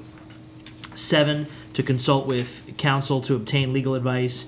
And 8, to consult with staff, consultants, or other individuals about pending or potential litigation. The topic to discuss is a redevelopment proposal. Second. All those in favor, please say aye. Aye. Any opposed? Okay, carries 5-0. I will note that we have a work session next week to discuss proposed revisions to the mayor and city council expense and travel policy. So that will be Monday, September 9th, and then the next regular session of the mayor and council will be on Monday, September 16th. We'll move on to from the city manager. Thanks, Mayor. Just a couple of real quick things. We do not appear to be in the path anymore of even potentially the path of the hurricane that's going up the East Coast, but it was a good exercise to make sure that we were prepared. We were looking at storm drains and outlets and things like that, make sure we have materials and barriers and things like that. So it's good to know that we're squared away on that event, but does not appear to be something that we need to worry about at the moment. The other item is AT&T will be in the woods this week off of Great Seneca. Not putting up the test balloon, but actually figuring out how to get a balloon into those woods because they're so thick. They may have to have somebody shinny up the tree and tie it to the top. They're going to try and figure that out on Thursday, but that is not the test. The balloon test that they anticipate will be later, and it will be a public event. Okay. As I called Tom Larned up for the economic development update, I just want to express our joint prayers to the people of the Bahamas for what they just went through. That was horrific. Tom. Thank you, Mr. Mayor. I'll keep it brief. City of Gaithersburg's Office of Economic Development and the Maryland Women's Business Center will be sponsoring a training and networking event with Montgomery County Executive Mark Elrich and other local legislators, hopefully many of yourselves, on September 19th, 5:30 to 7:30 at the Kentlands Mansion. Target is female business owners. This will provide them an opportunity to share experiences about business success, needs, and concerns while advocating for support of women-owned small businesses in both the county and the state of Maryland. The agenda includes a roundtable discussion, remarks from the county executive, followed by a networking reception. Light refreshments will be served. Pre-event registration is required. If anyone's interested, please go to marylandwbc.org or just reach out to me and we'll help you out. That's all I had. Thank you, Tom. Thank you. We'll move on to ordinances, resolutions, and regulations. I'd like to invite Pete Cottrell, our Director of Information Technology. I think he's got a few items for us tonight. Good evening. Good evening. This is a resolution of the Mayor and Council to authorizing the city manager to enter into a contract to purchase 9 computer servers. 9 of the city's computer servers have reached the end of their useful service life. Due to the equipment's age and changing technology requirements, the equipment needs to be replaced. The equipment to be replaced includes 2 domain controllers, 2 security camera recording servers, 1 backup management server, and 4 virtual server hosts. Once a replacement equipment arrives, existing servers will be decommissioned and disposed of in accordance with department guidelines. More specifically, some of the old servers will most likely be moved into our test environment, and the current servers there, which are 8 years old, will be disposed of. On July 8th, 2019, a solicitation for the purchase of 5 Dell R640 computer servers, 2 Dell R740 servers, and 2 Dell R340 servers was advertised on the city website and in an issue of eMaryland Marketplace. 8 companies responded to the solicitation, and the sealed bids were opened and tabulated on August 8th, 2019. The bids ranged in price from $107,859.77 to $147,175.70. And the specific bid amounts for each company are contained in the resolution cover sheet in your packet. Staff recommends award to the lowest responsive bidder, which is IP Data Systems, who bid $107,859.77. This request for purchase was made as part of the fiscal year 2020 planning process, and there are sufficient funds in the IT and security asset replacement budget. During the FY20 budget process, staff had estimated the replacement cost at $132,000. So we're coming in at about 18.3% below the anticipated budget. May I answer any questions about this proposed purchase? Pete, thank you very much. Looks like got a good price. We got a lot of bids with a decent sized spread. Any questions, comments? Have we done any business with IP Data Systems before? I believe we have. I have Rick Rolls here, who's a network operations specialist. Do you recall, Rick? I believe I mentioned that we got us doing business with them many years ago, but not since I've been here. I know they've been on. Repeat that in the mic. I'm sorry. According to Rick, Guy Goodenough, our network systems operations manager, recalls he believes that we have done business with them. I know that they've bid on some other projects, including our phone system, but I can come back with specific information on that. Rob? Thanks, Mayor. Are there any, Pete, technical variations in the bid, like warranty or service support or stuff like that? Or is it pretty much we're buying the same items from different vendors? Or offering to, our requirement is the same for all vendors? The solicitation listed the specific models we were looking for and the amount of warranty, the coverage. I think it's 24/7 coverage for maintenance and warranty. And so all the bidders were operating from the same playing field. Someone like to move the resolution? So moved. Second. All those in favor, please say aye. Aye. Any opposed? Okay, that carries 5-0. And Pete, I think you're right back here. All right, and this is another resolution authorizing city manager to enter a contract to purchase Cisco network equipment. 11 of the city's network switches and the city's wireless networking infrastructure has either reached or is reaching the end of their useful service life. And due to the equipment's age, the impending end of the manufacturer's support, and changing technology requirements, the equipment needs to be replaced. 9 of the switches are for client computer access, and 2 of the switches are for network storage access for the city's network servers. The wireless networking infrastructure replacement consists of 1 wireless network controller and 32 access points to support wireless networking in city facilities. 5 existing wireless access points are compatible with a new wireless controller and will not be replaced. Once the replacement equipment arrives, the existing equipment will be decommissioned and disposed of in accordance with department guidelines. On July 8th, 2019, the solicitation for the purchase of 5 Cisco Catalyst 9200 series network switches, 4 Cisco Catalyst 9300 series network switches, 2 Cisco Nexus 9300 series network switches, 1 Cisco 9800-40 wireless controller, 30 Cisco 3802i wireless access points, 2 Cisco 1562D wireless access points, and required accessories and licensing was advertised on the city website and in an issue of e-Maryland Marketplace. The city received 12 responsive bids to the solicitation, and the sealed bids were opened and tabulated on August 8th, 2019. Bids ranged in price from $133,410 to $201,327.38. And the specific bid amounts are for each company are contained in your resolution cover sheet in the packet.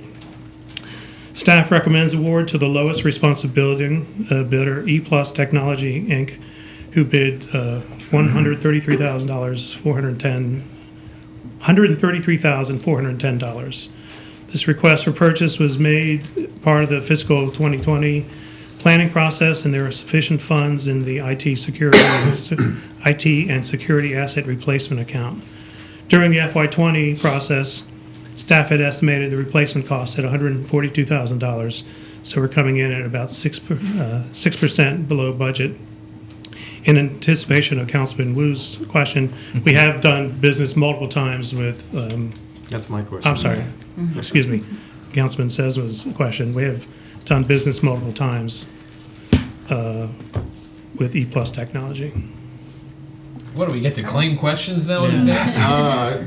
He brought it up. Bob, did you have? Yeah, I mean, we'll come back to you. If you want to anticipate my question, it's going to be the same. Are there any technical variations in the bid amounts, or are we only concerning ourselves with price here? Again, as with the servers, we specify the equipment and the coverage, so they're all bidding the same. Okay. Lorianne.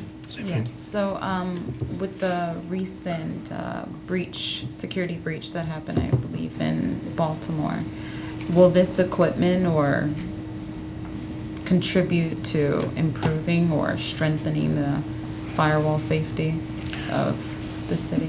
Well, I think security is a key motivation for this purchase. Some of this equipment, particularly the wireless access controller, no longer has software updates available for it.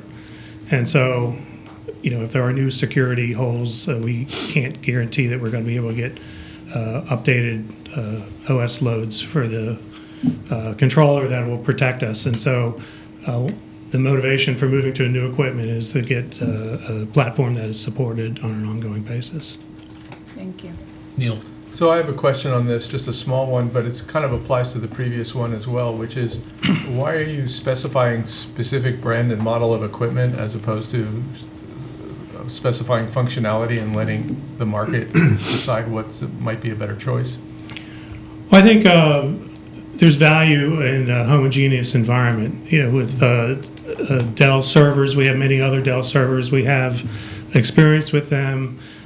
There are management tools in place that are geared towards Dell, and so by getting additional Dell servers, we're able to continue to use those management tools and techniques, and so we have stuck with Dell for that reason.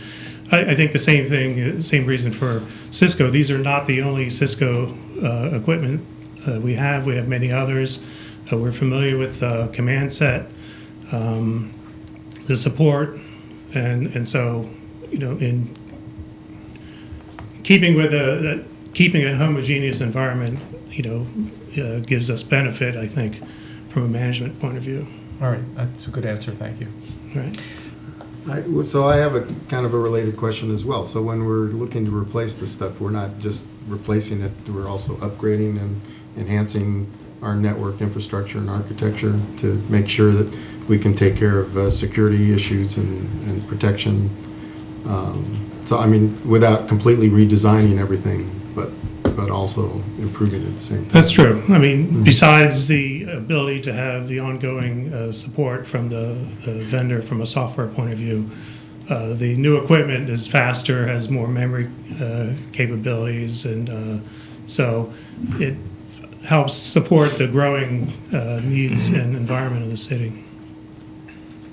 I just want to make sure everybody's, in terms of the security question, everyone's expectations are set correctly, because most security breaches don't come from direct attacks on network systems. It comes from somebody inside the network downloading an email they shouldn't, from phishing or from whatever traps, and there are many that are out there. So that there's no way you could fully prevent that from happening, but I know our staff is constantly looking for ways to remind everybody on the network about safe and not safe. I know when we get emails now, it says this is coming from an external source, and it didn't used to say that, because I know you guys are taking efforts. But anyway, does someone want to move the resolution?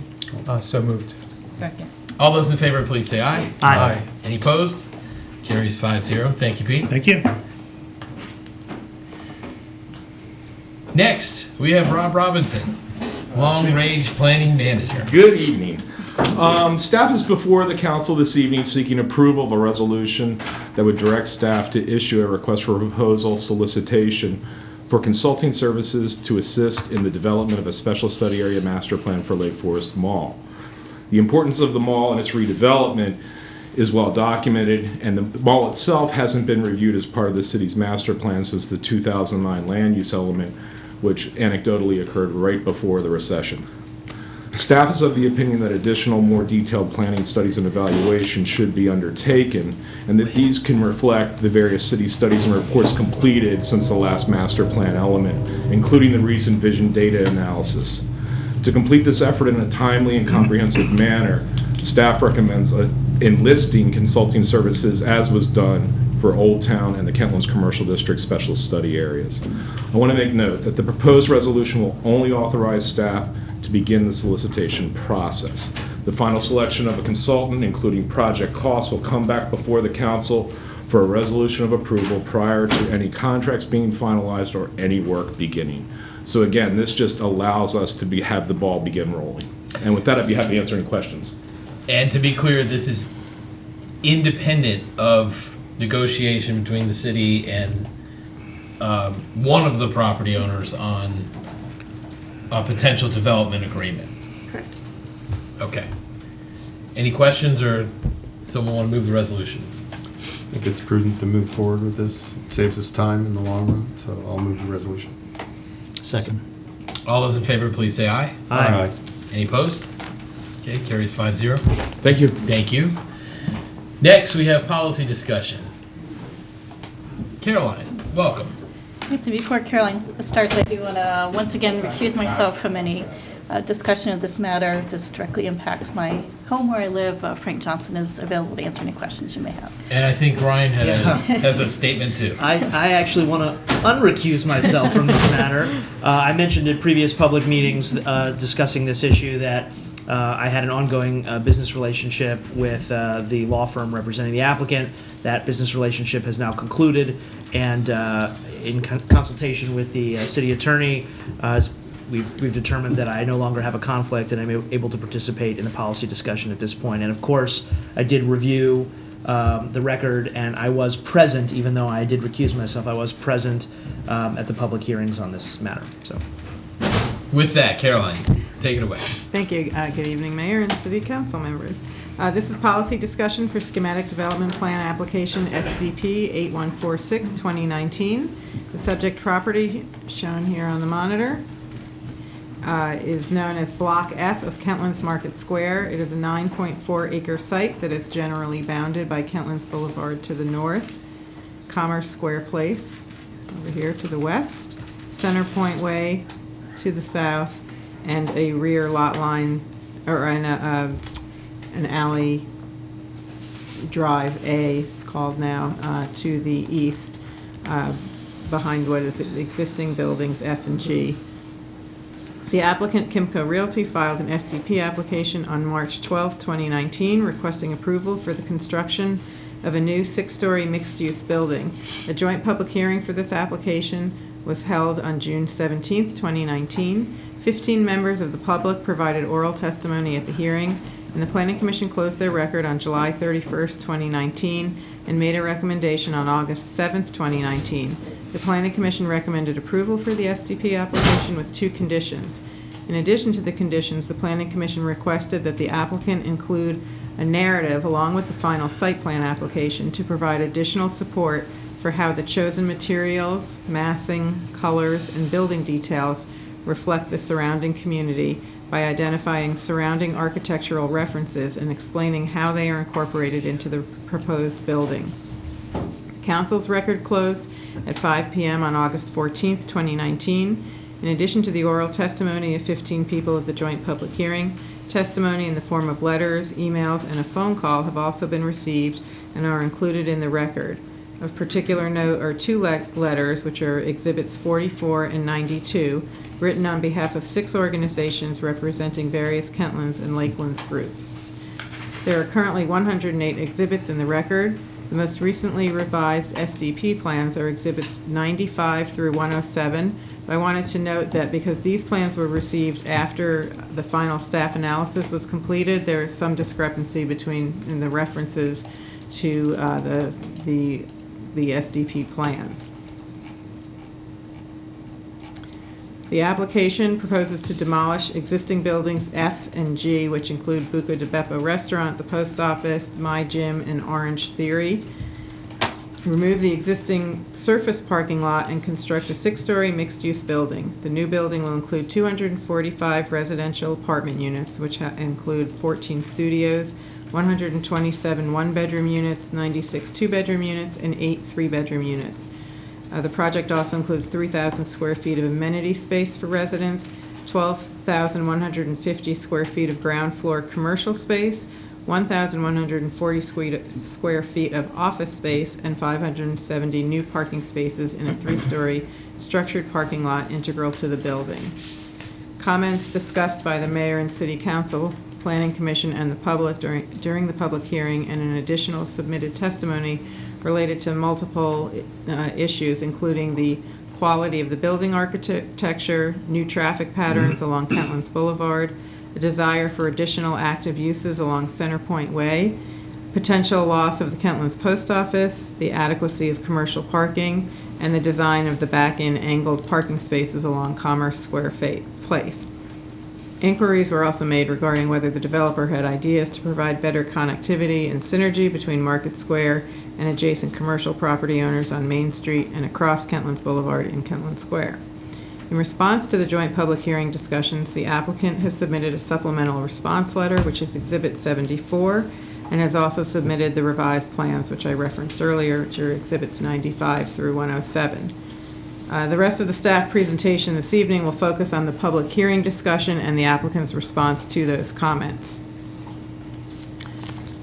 One of the primary concerns expressed by the Kentlands and Lakelands communities during this process was the orientation of the building's multiple uses and which uses fronted which streets. Specifically, the lack of active uses along the Center Point Way facade was a point of discussion.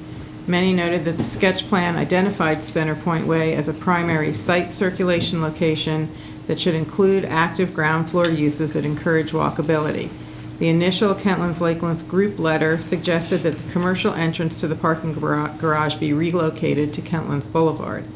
The applicant, in its response letter, has noted that at-grade parking, garage parking accessed from Center Point Way is a lease obligation of existing tenants, noting that they are required to maintain the ease of at-grade parking for patrons with direct at-grade access for both vehicles and pedestrians, and that this is critical to the ability to attract retailers to the community and to ensure their ongoing success. So the entrance to the garage effectively functions like the existing surface parking lot at that location. So completely reorienting the garage was not really a viable option. The applicant has, however, responded to the community concerns and has worked to maximize activity along Center Point Way. The commercial uses from Commerce Square Place wrap around Center Point Way on the left side of the screen here and extend 39 feet. The main residential lobby on the east, over here, extends 81 feet, and a pedestrian vestibule into the garage, over here, has been added. Additionally, the break in the sidewalk to serve the loading and vehicular entrance, which is here, has been reduced from 23 to 22 feet. But most importantly, the applicant has been able to add an additional 63 linear feet, shown here, of office space east of the pedestrian vestibule. This is a change since the public hearing plan. The addition of office use along with the other changes along the Center Point Way elevation has reduced the unlined garage elevation from roughly 130 feet to 55 feet. This is one of the views of that office. Staff is pleased that the applicant has been responsive to the community concerns and has incorporated additional office space along Center Point Way. Some of these new renderings are included in the package and are shown. This is one view of it shown on the screen, and a wider view from the confronting parking lot. Staff is also supportive of the design of Drive A, which is shown on the right side of the screen here, as it adheres to the commercial service road philosophy and design in the city's newly adopted road code by providing vehicular access for deliveries and parking lots parallel to major roads. And the distance between the existing 2/2s that are would be off screen here to the left, and the new building has increased from 68 feet to 112 feet. The applicant has also confirmed that they are working with the displaced tenants in this area, including the Kentlands Post Office, to relocate them within the Kentlands Market Square Center. This is a view from Kentlands Boulevard. Staff is also pleased that the applicant has provided an opportunity for some units to front directly onto Kentlands Boulevard, and we believe that these units can help maintain Kentlands Boulevard as the front door to the community. The plan is in keeping with the master plan goal of reinforcing Kentlands Boulevard as a key street and improving the aesthetic quality of Kentlands Boulevard.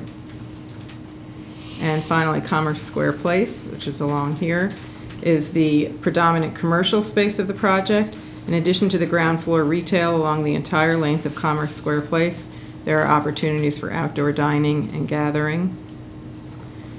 The plan also provides a strong east-west mid-block pedestrian connection between the parking garage, which is here, and the Paseo on the west side of Commerce Square Place, providing a continuous pedestrian experience from Market Street through the Paseo to the parking garage. City staff is supportive of the current orientation of Commerce Square Place as the primary commercial street of the project. The connectivity created between the newly developed mid-block Paseo, the proposed 60-foot plus wide multi-use plaza west of Commerce Square Place, and the mid-block pedestrian connection to the proposed parking garage will provide a walkable, connected environment with the opportunity for synergy between the new and existing commercial uses.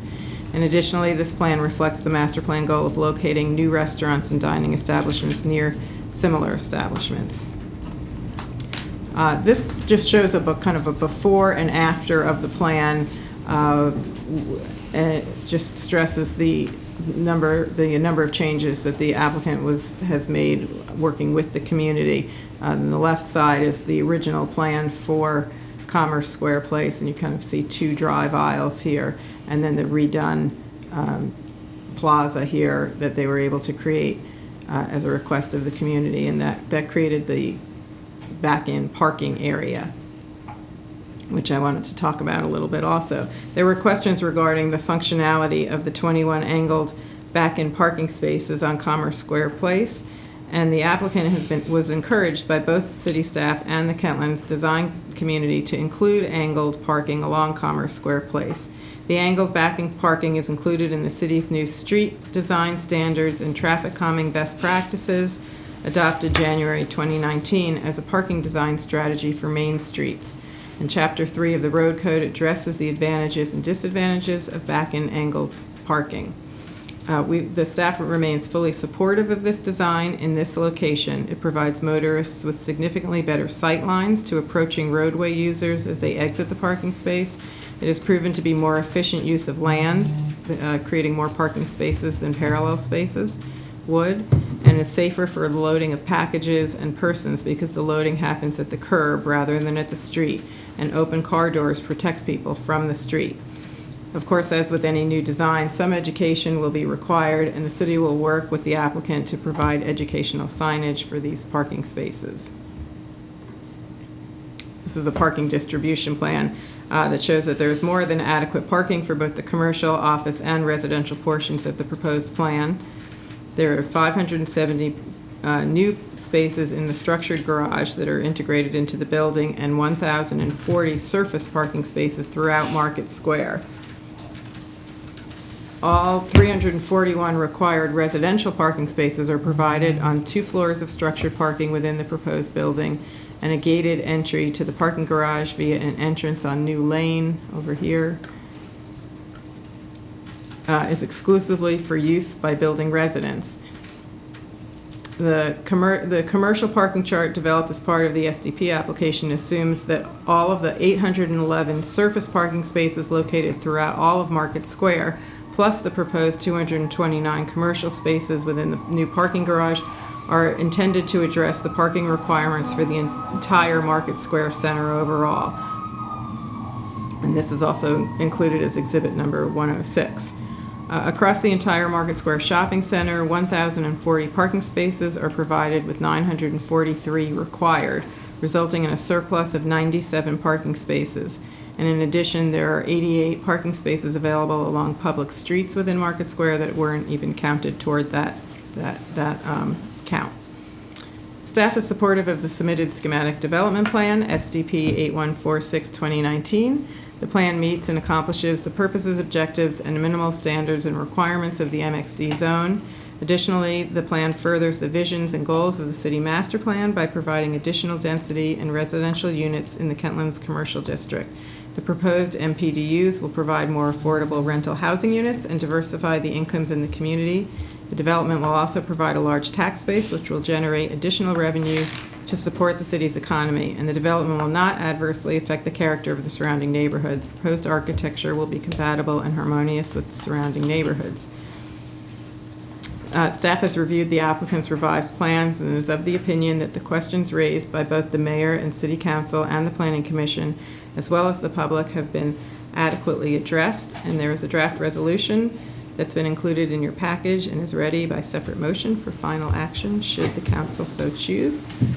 I'm happy to answer any questions, and the applicant's team is all here. They may be able to answer questions as well. Thank you, Caroline. Neil looks like he wants to ask something right away. Go ahead. Well, so first of all, I want to say I'm very pleased to see the tweaks made to this plan that reflect the concerns of the architects and the community.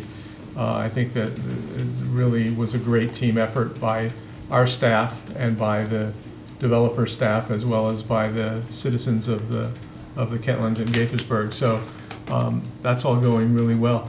The only comment I have is I still don't get these street names. They are very uninspired, and I mean, it's not really part of this process, but they don't really seem to fit the character of the neighborhood either. Are these city streets or are these streets that are privately owned? Well, the Commerce only Street and New new Street? street name is Commerce Square Place, and I believe that will be a private street. So I can make a request that the name be adjusted? I don't know the history of that. Well, no one calls Harris it Street, really? No one calls it Commerce Square Street at present.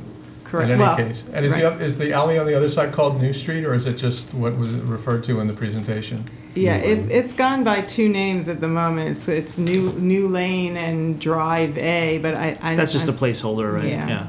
I think it would be nicer in the long term if we had better names, but it's not really relevant to this discussion.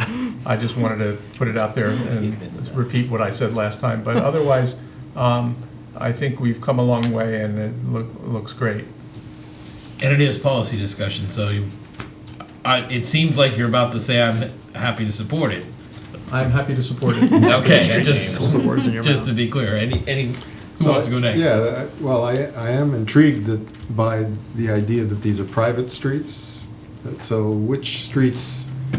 So Commerce Square Place is going to be private, and New Lane will be a private street Correct. as well. Center So the Point city Way is already a private street. Center Point Way is. So which of the streets in this? Or pieces of it. Pieces of it, I think. Yeah. Right, a portion of Center Point Way is public, west of where the new development is going. But that part on Center Point Way, where Basically the new back to building Chevy will Chase be. Street is all. Chevy Chase Street, actually, this little portion of Chevy Chase Street right here where you enter into Kentlands Boulevard is actually currently private and will become public so that it can connect to the remainder of Chevy Chase Street, which is currently public. And Kentlands Boulevard, of course, will remain public. Okay. I agree with Neil. I think that the applicant's been very responsive. I think these are improvements. I think I was probably the one that would have the major objection to the back end parking. I'm still skeptical. I'm skeptical of our design, not of our design, but I'm skeptical of the use of back end parking on this particular street, because I think it is actually pretty heavily used as a main entry into the entire Kimco part of the entire Market Square here. So. And because of that, obviously it'll have traffic calming influence, especially after the first couple of accidents when people speed down Commerce Square Place and somebody's trying to back into a place. So, but that's about the only thing. Without seeing the details of the layouts of the floors, I would like to see a different ratio in terms of one bedroom versus 2 bedroom and 3 bedroom. We're building a lot of apartment buildings or multi-family buildings in the city that are studio 1 bedroom and a smaller number of 2 bedroom and 3 bedroom. So I think we're going to need to figure out how to house families of more than 3 people. So anyway, that's just a minor concern. So I'm favorably disposed to this as well. I think the applicant's been very responsive in the way that we wanted them to be. I echo the positive comments that have been made. I share a little bit of concern as well about the back-end parking, but I'm a fan of innovation, and I'm curious to see how this experiment is going to go, and I'm rooting for it.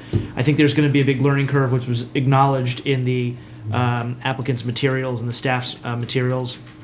But we'll get through that learning curve. My bigger concern about that actually is that people who will be coming from the opposite direction on Commerce Square Place will try to front-end park on the opposite side of the street until people start to learn that they're not allowed to do that. And so you'll have people, kind of crossing over a lane to try to park front-end in. in both directions. But, over time, I'm sure we'll do an education campaign, and the applicant will do an education campaign, and there'll be signage everywhere and all that. So, that'll be worked out. I think the other concern I had was that for the current residents of the neighborhood behind the development, not being able to make the U-turn anymore on Kentlands Boulevard makes sense from a safety perspective, given the new volumes that we're going to see. But I think that's also going to have a learning curve and be an adjustment for people, and it's going to be a minor inconvenience in the short term, but people will come around. All of that said, I think those are relatively, I don't want to minimize them for the people who are going to be inconvenienced, but relative to the overall benefit of this project, the great design, the fact that the applicant has really done a great job working with the community to try to accommodate some of the concerns, I'm very supportive of this project. And I also want to add, it's going to mean some 37 new MPDUs in the Kentlands, which is really awesome. So, all right, thank you, sir. So I share the sentiments of my colleagues about our developers being very responsive to the community and working with the community to create something that's going to be in the community for a long time. We've talked about how many new residents it's going to be able to house, and families, and also the commercial district, which is in need of some updating.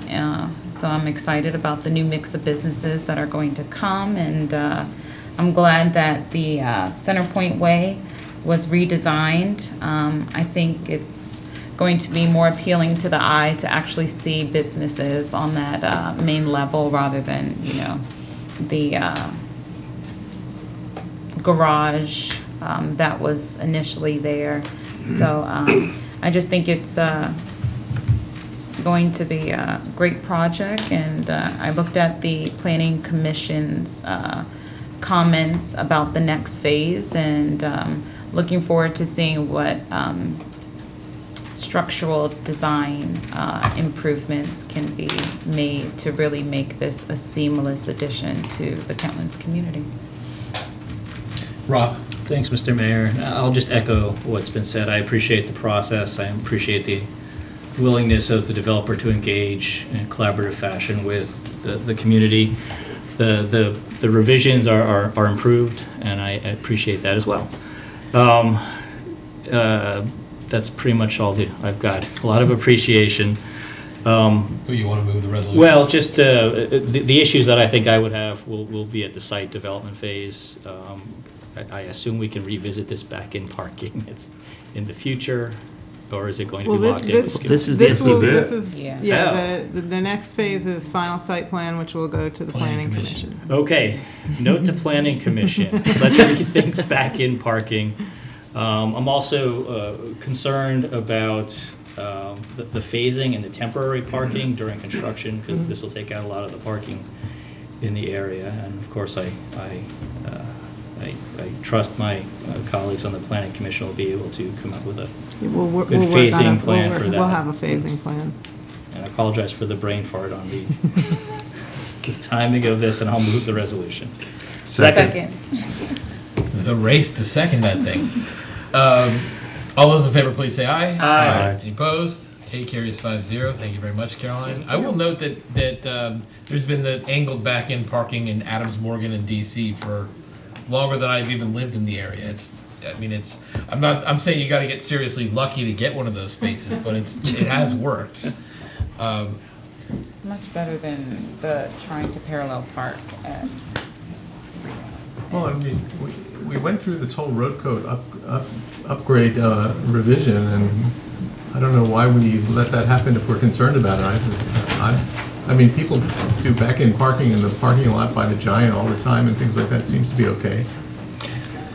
Well, the drive aisles at the Giant parking lot are not main thoroughfares. The Commerce Square place is. Which is true. That's the difference. And I think I don't have a problem with back-in angle parking or angle parking, period. I have a problem with the location of it. And I don't think it's something that you put everywhere. That's why I've commented on it. Right, I think everyone's been clear on it. Yeah, we already voted on it. Yeah. Just wait till you see me trying to back in Angle Park. Don't stub your toe while Don't you're stub your, yeah. Welcome, Ray It Rokes. really hurt. Good evening. I can assure you there's no back-in parking in this project. Okay. Yeah. But this is a policy discussion for Schematic Development Plan Application STP 8069 2018. As shown on the screen, the subject property is located at 10,002 Fields Road and is zoned NMXD. The application proposes the construction of a 4-story, 42,335 total square foot building with 33,600 square feet of office and 8,735 square feet of ground floor retail. A joint public hearing for this application was held on May 6, 2019. During the course of the hearing, comments were raised about the architectural elevations, traffic calming on Coakley Place, trash pickup, parcel delivery, pedestrian drop-off, pedestrian connectivity, and office absorption in the real estate market. Revised SDB plans and a response letter were provided by the applicant in response to comments received during the public hearing. The revised plans are included as Exhibit 64 through 67, and the applicant's response letter is included as Exhibit 63. The Planning Commission's record closed May 29th. At the Planning Commission meeting on June 5th, the Commission further reviewed the application relating to the comments raised during the public hearing. The Commission provided guidance to the applicant about the proposed architecture as well as traffic and pedestrian access. The Commission recommended approval of the SDP application with 4 conditions, included as Exhibit number 72. The Council's record originally closed on June 13th, 2019. There was no testimony from the public during the course of the public hearing or provided for the record before the record closed.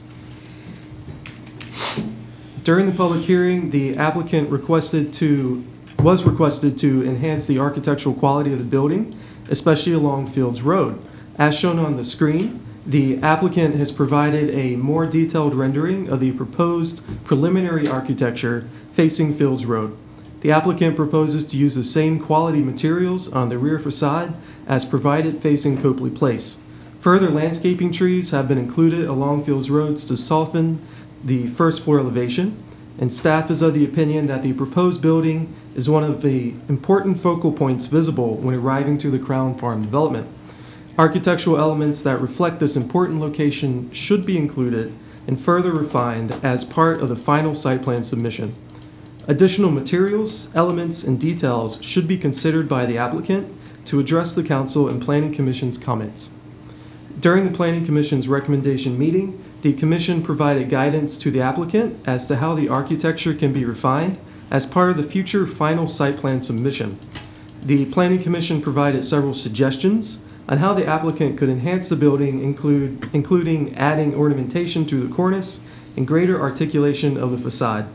The Commission did note that the building architecture should be harmonious with existing structures in the surrounding Crown development. The Planning Commission recommended a condition of approval to require the applicant to revise architecture for the final site plan submission.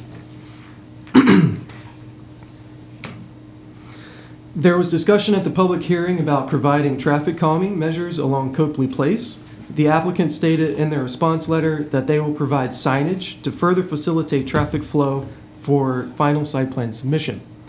The applicant did note their opinion that any physical changes would likely create further traffic concerns. A comment was raised to the applicant about trash pickup occurring across Coakley Place here. The applicant has stated in their response letter that the distance from the trash pickup to the building is similar to other instances in the Crown development, including Montana Grill. The applicant has further confirmed with their internal janitorial services that the trash location is adequately sized and located. During the public hearing, also, the applicant received comments about parcel delivery. As proposed, currently, the building will utilize a loading dock situated within the existing parking garage located here, whereas the proposed office building will located here. The applicant states in the response letter that parcel delivery for the building will be stipulated in tenant leases and enforced by the applicant's on-site security staff.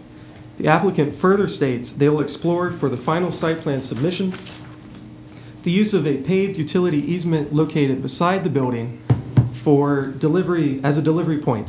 Staff supports the applicant exploring this opportunity for medium-sized delivery trucks such as UPS and FedEx, with larger trucks utilizing the delivery docks located in the parking garage, as previously pointed out.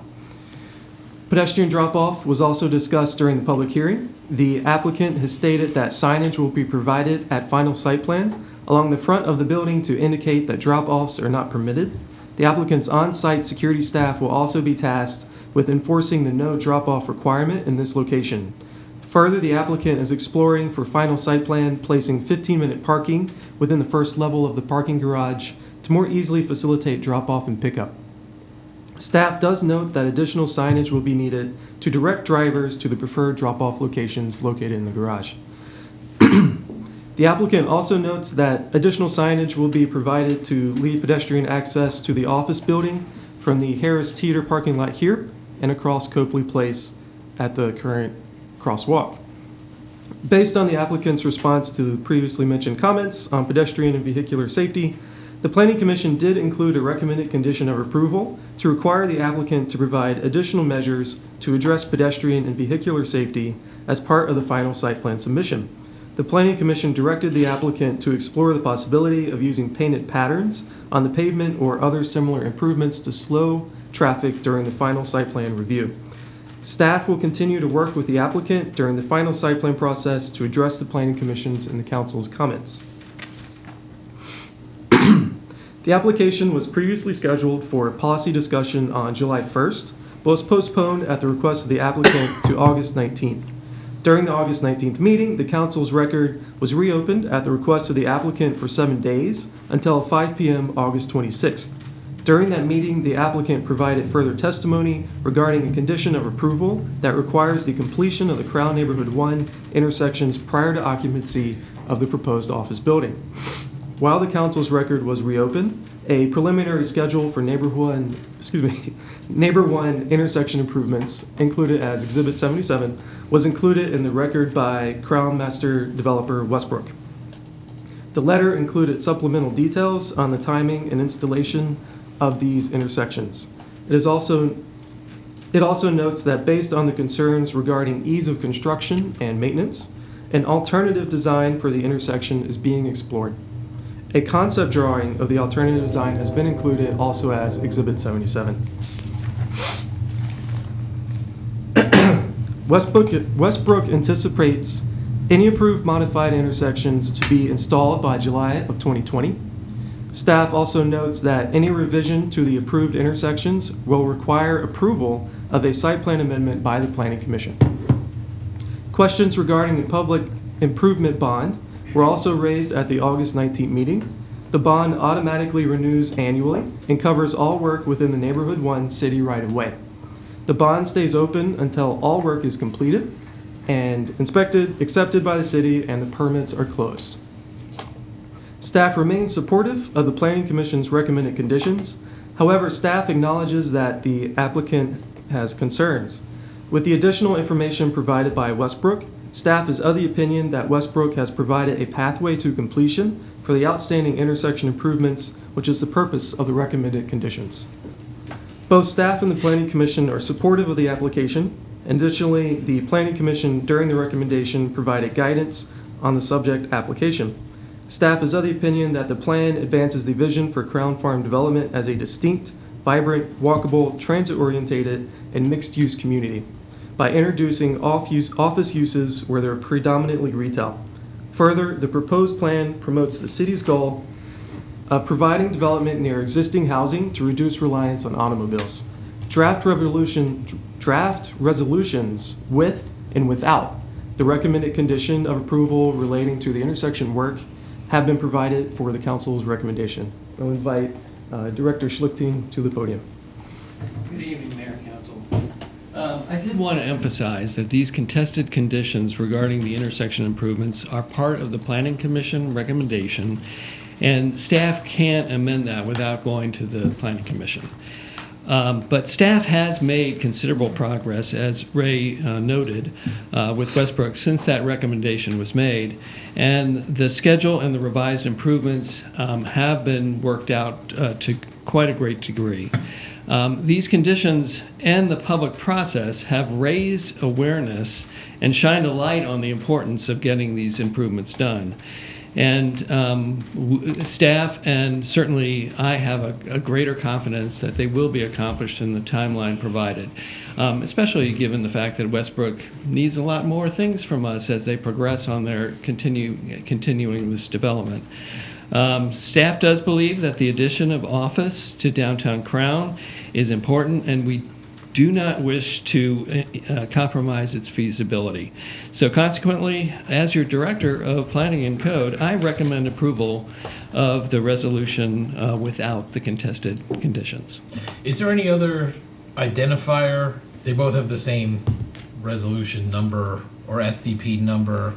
I just want to make sure that when we ultimately... Why don't we just read it into the record? Yeah, only one. Fair enough, fair enough. Okay. Was that all you guys had? Was that okay? Thanks for the update, the presentation. I want to thank staff and the applicant and Westbrook, who has had a very good relationship with the city. Has done some amazing work in the city of Gaithersburg. We appreciate all the parties involved. And so, Mike, it looked like you wanted to jump in. So I don't understand why including the conditions with the resolution makes any difference, since you feel that enough progress is made. It's not an impediment anymore. I don't see why we wouldn't just do that anyway. Just as a reminder that the conditions need to be met. Well, the applicant has made it very clear to us that the additional risk implied by the conditions, especially the fact that they have to go back to the Planning Commission to get a revised approval based on the new intersection improvements proposed, that kind of risk adds such a challenge to their financing that the project may not be feasible. And that's why I strongly advise you to approve it without these contested conditions. I guess I would be surprised if Planning Commission found the proposed solution to be unacceptable. So that's what I'm. I can't believe. Yeah. But the issue is we don't know for sure. We don't know for sure. I think you're right, but from a financing perspective, you're doing your due diligence and you're saying we don't really know for sure what a planning commission is going to do on this. Yeah. Theoretically, we hope and we expect that they will do what we want, but we don't know for sure. Yeah. And so this like the discussion we had at the public hearing is that this is an issue about externalities that the applicant doesn't control. Right. So I have a question about the second requirement, which appears in both drafts, which seems to require something that's already been done. Am I not reading that correctly? The second requirement says... The second condition requiring a schedule? Yes. Yes, that's been provided after the record was opened previously.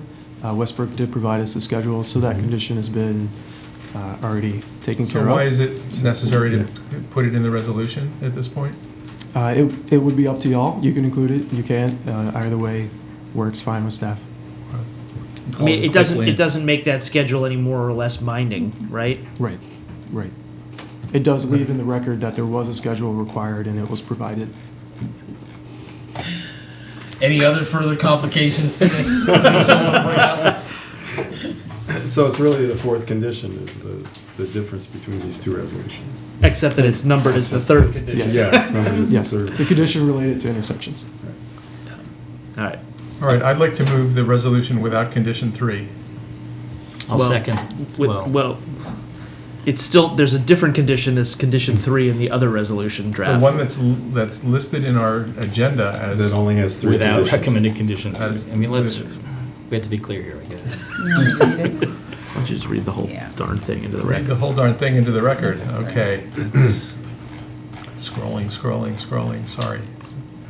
We're on just for the public, we're on page 653 out of 1192 in tonight's packet. This is a ridiculously long packet. Schematic Development Plan SDP-8069-2018 resolution. Now therefore be it ordained by the City Council of Gaithersburg, Maryland, that SDP-8069-2018, being an application filed by RPAI Gaithersburg Downtown Crown LLC requesting approval of schematic development plan, is hereby approved subject to the following conditions required by the applicant. 1, applicant to work with staff prior to submission of final site plan to enhance the final architecture with elements that reflect the building's important location at the entrance of the Crown Farm development.